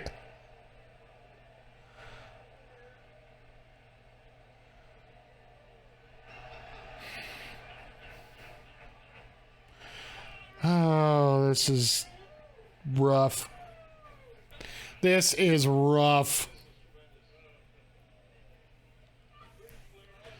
Like, I get the good humor spots, but seriously, this is painful.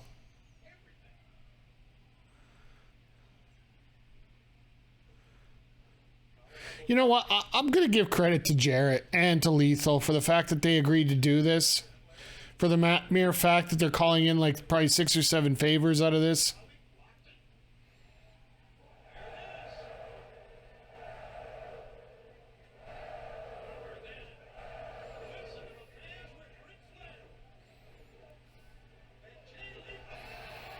No, and there's the spots. There's the mule kick.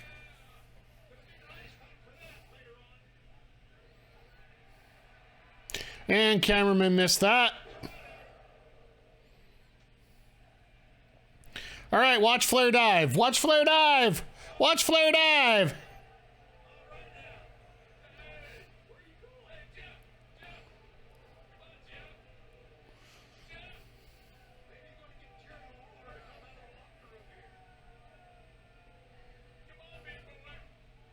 Karen's going to be the voice of reason to get him back. And now they're going to go over to Siobhan.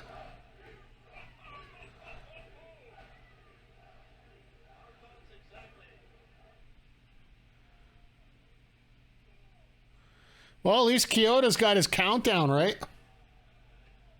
Ha! Karen can't steal the sign.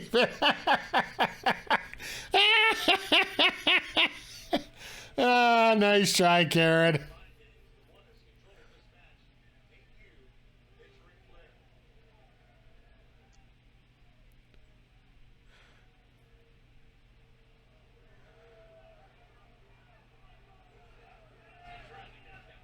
He's trying to go back at that fan that he put Coke on.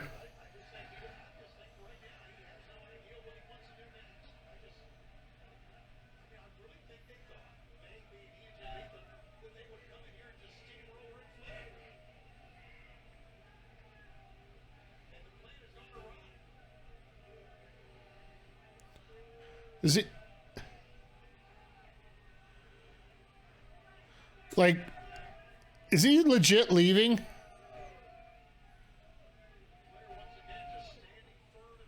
No, he wouldn't.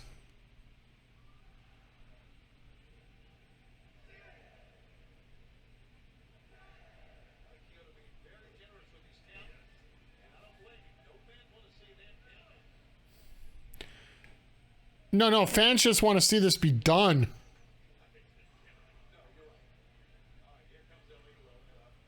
If this goes another half hour, yeah.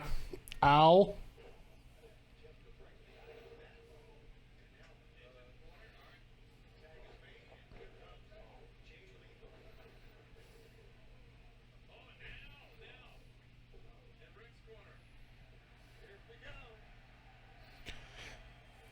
All right, there's another spot.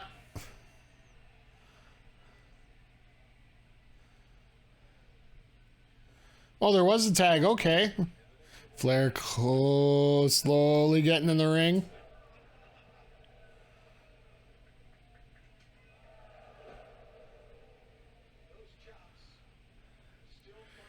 All right. Come on. All right. The right hands.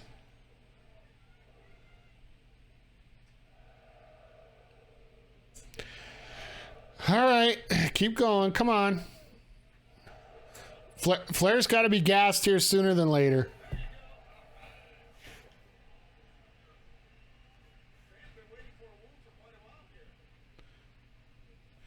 Your birthday's on Friday, Jaron? Oh, cool. Well, happy early birthday. I'm assuming you're... How old are you going to be? Probably... I hate trying to figure it out from pictures because I've seen Instagram or Facebook or what am I saying? Twitter photos of you. 31. Cool. Because I was gonna predict a little younger. So I hope you're having plannings to have a great time on your birthday. Well, that was an ugly lethal combination because nobody could figure that. That was nasty to say the least.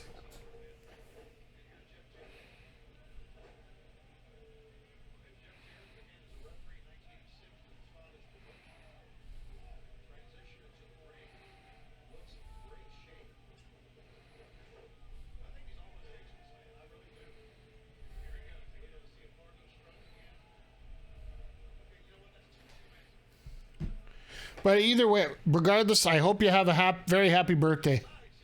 Sorry, just dealing with the Twitter there for a second. This is rough. Oh, here we go. We're going to get the missed spot? Nope. This is that point where we start getting a little bit more of the wind down of El Idolo leading to the hot tag to Flair, and then hopefully we wrap this up.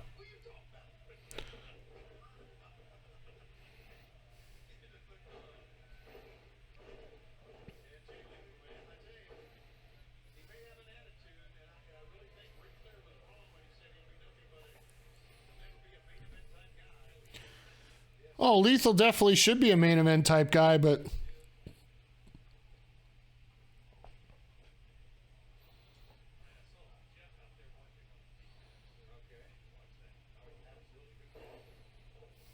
nice drop kick.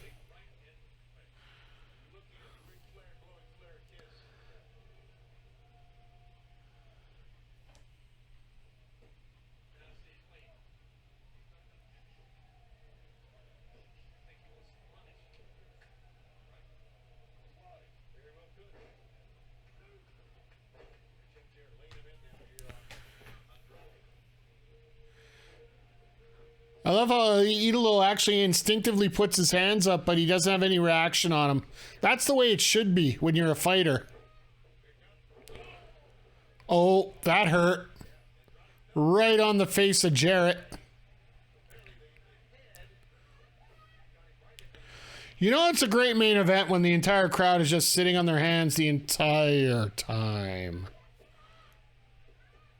When you can hear Karen out better than everybody without, any extra miking or anything.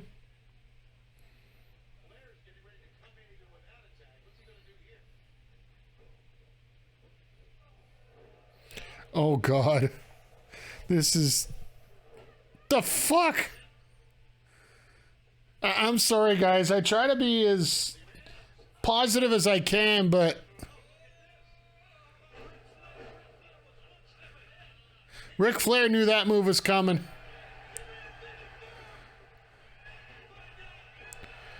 Oh, and there's the figure 4. Please tell me they're going to end it. Oh.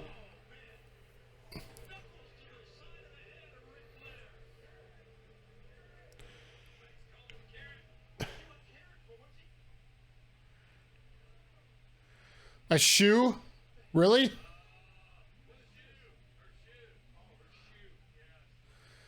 All right, this is just...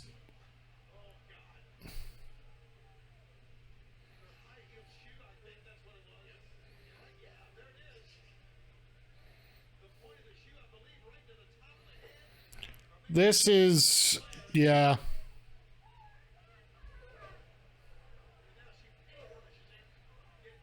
Oh, is that who I think it is in the front row?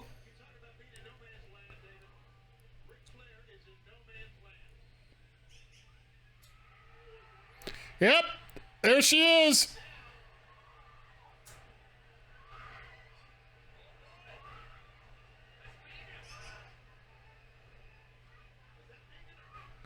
Oh, that's Flair's wife?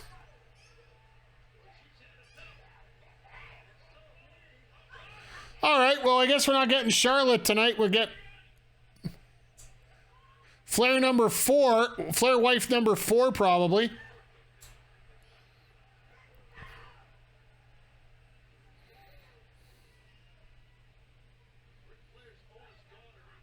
Oh, The other daughter, okay. It's not Charlotte. Sorry, wife, daughter. Oh, God.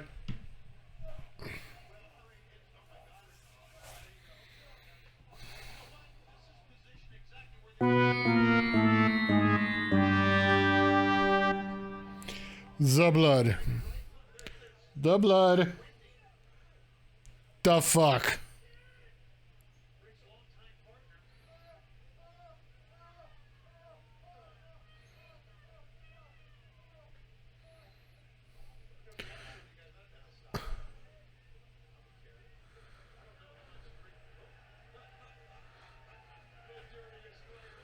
Oh, oh, this is like, I'm sorry, guys. I just don't have any words for this. This is like the worst. Like, right now, Matthew Botchamania is having he's doing cartwheels right now.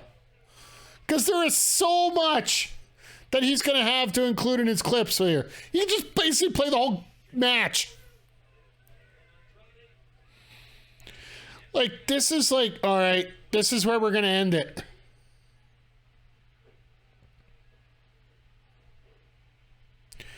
Oh, God. He's like, get your ass up here if you want to go up.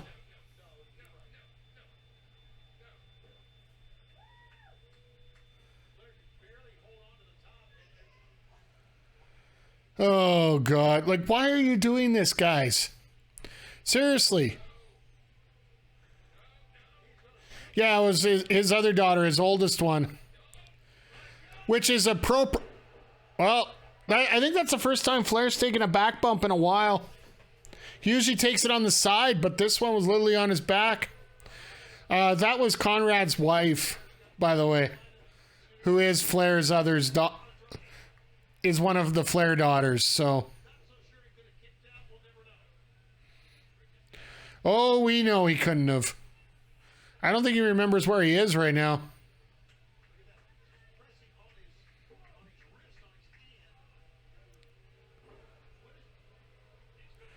Yep, here comes Jarrett. He's going to hit that figure 4, and Flair's going to lose. Yeah, okay.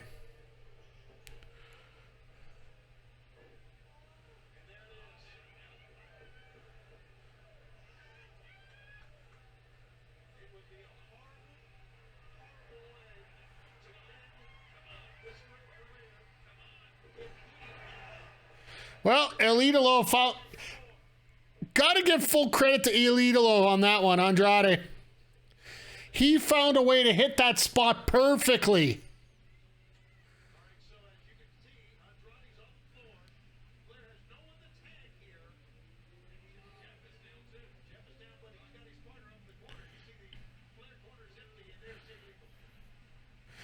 This is just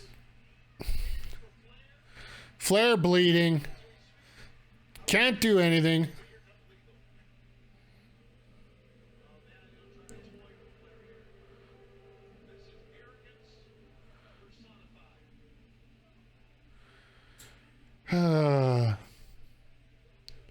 Like, why?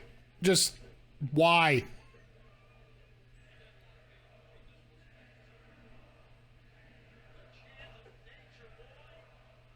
Well, they're trying to get up for it.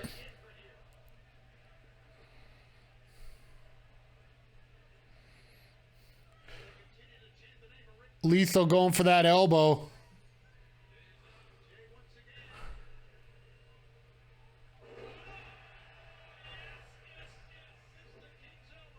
Well, Crockett's getting ecstatic.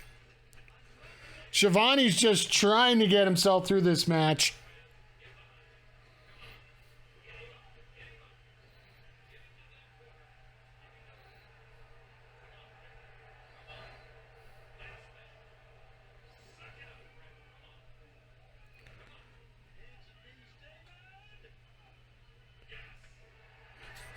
Flair acts like he's half dead when he makes that tag, which he probably is, but that's beside the point. Andrade with a nice hot tag here.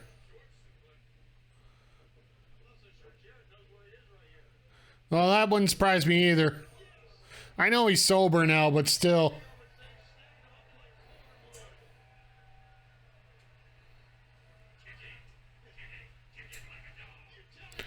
Oh, God, Crockett. You don't even know Alito's moves.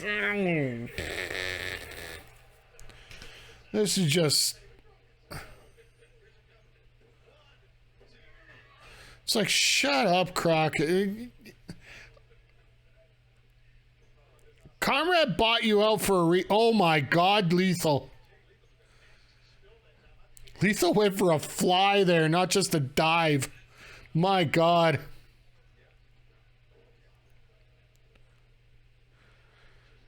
Oh, Flair's just sitting on the ringside, not knowing what...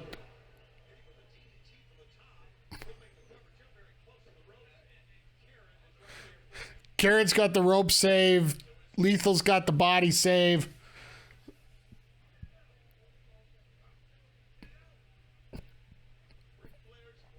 The hell's the cameraman doing? Don't show the crowd basically burying this.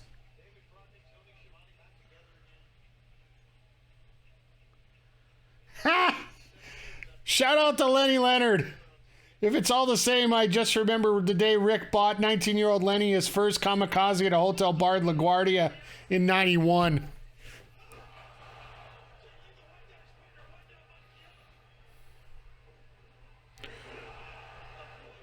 All right, we'll take a poison Rana there.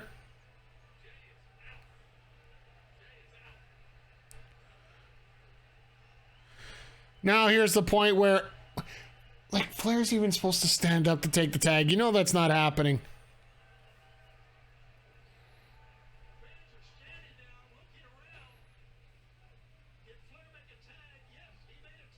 Oh, God. This is... This is horrible. This is... Like... This is the part of the wrestling business I can't stand. When you just don't realize it's over. This is going to be the proof why you're not going to see The Undertaker in the ring ever again. Because of this. Because of this bull. Because of this crap. Because of what Flair is doing right now.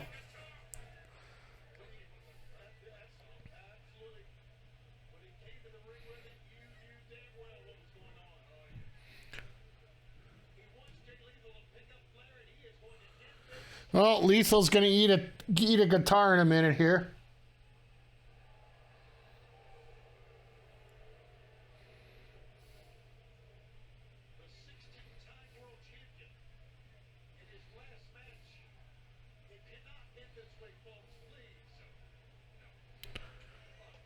All right, come on.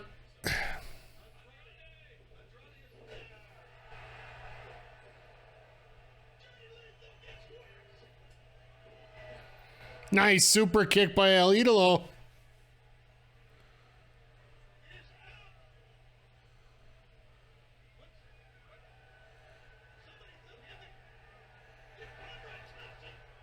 Conrad Thompson throws him the knucks.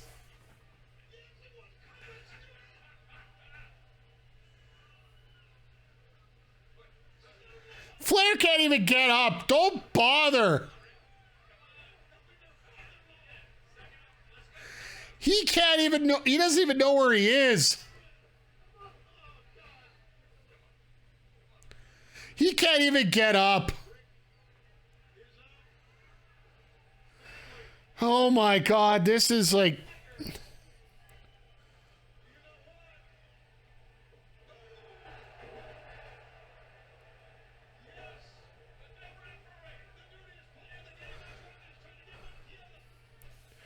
So this is where you find another referee or something. Just do something, anything. Let's end this. Earl.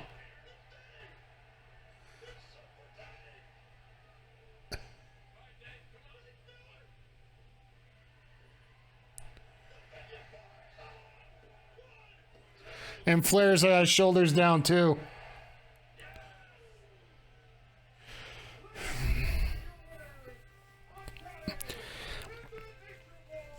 All right. was that?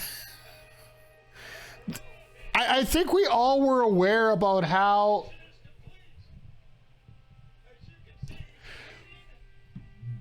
we all know how bad this was going to be.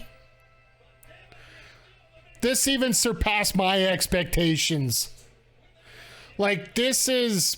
Like, I get the pomp and circumstance. Great. Congratulations, Flair, on your retirement. But the fuck was this? This was... Well, I will say this right now.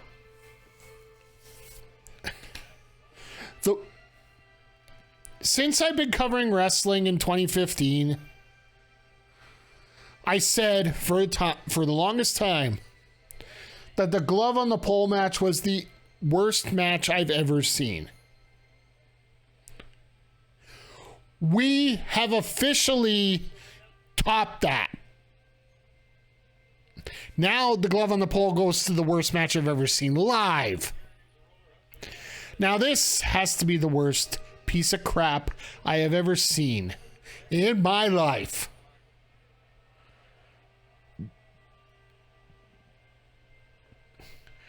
The shadings of an old man trying to finish off his life in glory, not realizing that all the wheels have fallen off already. The only thing that saves this match is it is representative of a symbol that every wrestler who thinks they need a retirement tour needs to watch this match. You watch this match, you realize you don't need that final match. Run it till the wheels fall off and let it roll. The wheels fall off. Yeah, JJ, simply to put, that was something. That was the biggest car crash I think I have ever seen. Congratulations, Ric Flair. If you wanted to show what your destiny was, your destiny is now that you have to keep... You think you have to keep going as a wrestler. This is absolutely horrible. The whole family is thanking you, blah, blah, blah. You know, we're going to get all this pomp and circumstance crap now for the next, well, probably 8 minutes before the show goes off the air. We've been on here for pretty much 4 hours watching, well, Flair's going to give a final promo, so that's what that's what I'm sticking around for still, to see what he has to say, but... There's Brett, Mick, and Taker saying...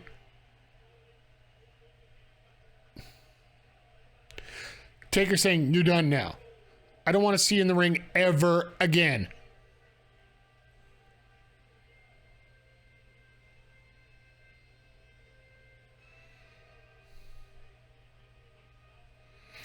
And getting a fist bump from... Ugh.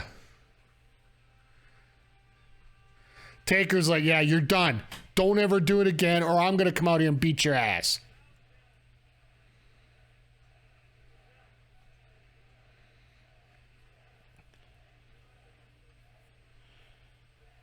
Oh, this is rough. This is painful.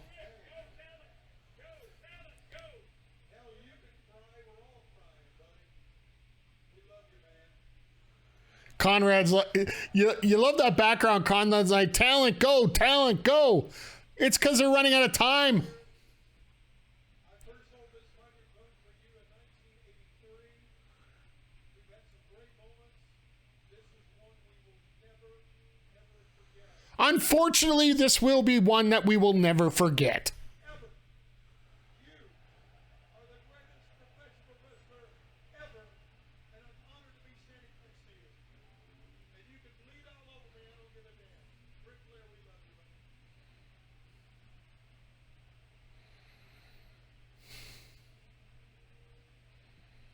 Oh, God.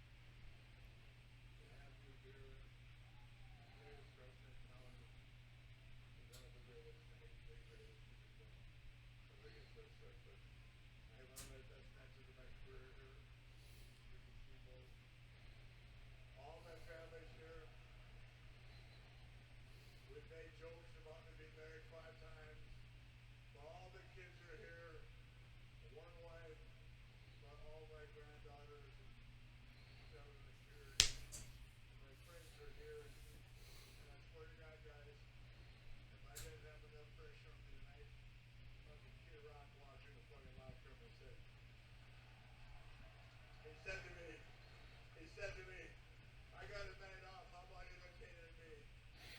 Wow. I'll do my best. Thank you for coming out. This wasn't my last. I adore all of you. You are what makes people like me and everybody that wants to walk through the door say, we can't lose it. And I appreciate you all coming.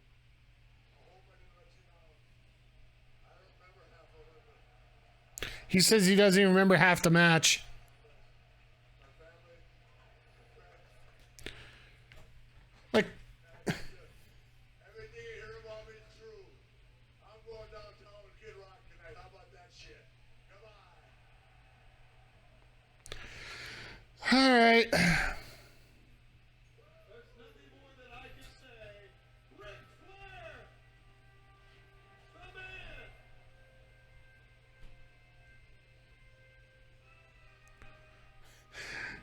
man. Of course, his final speech has to be about Kid Rock.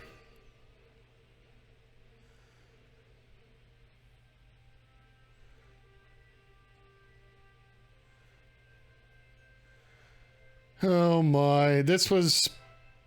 Well, that's Crockett trying to help him out. Guys, like... I get it. I get why they did this. I get why we had this match here. But I get the why. It just... As many reasons as they say... I just, yeah, this just, it's sad. It really is. Rick doesn't even remember that he needs the title or to take the title with him. Like, I'm sorry, but this is just... It's rough to watch. It's rough to see. It's rough to be a part. It's rough to... I really don't... I really hope... Like, if I'm a casual wrestling... Let me just... I'm going to be straight up here, guys, as they're starting to fade out to black here.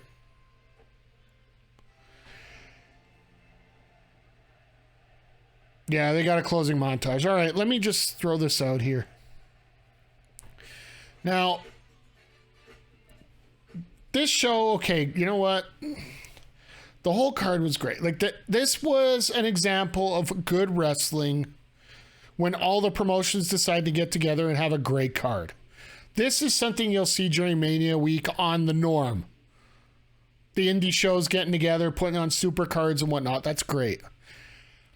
If I'm a casual fan and I'm coming in to watch wrestling and people want me to see Ric Flair and this is what we see, how many casual wrestling fans are you going to turn off by watching this? This is what you turn into after you've been in the ring for as long as you have? This is why wrestling has such a hard time keeping a fan base the way it does. It is painfully obvious that this was one last cash grab for Flair. It had to be. There's no other way around. Either that or it's one last chance for bravado for Flair. And if that's the case, you know what? I respect him. I respect the man for trying. I will respect any person that gets into that ring. But damn it, man, somebody's got to come around and say no.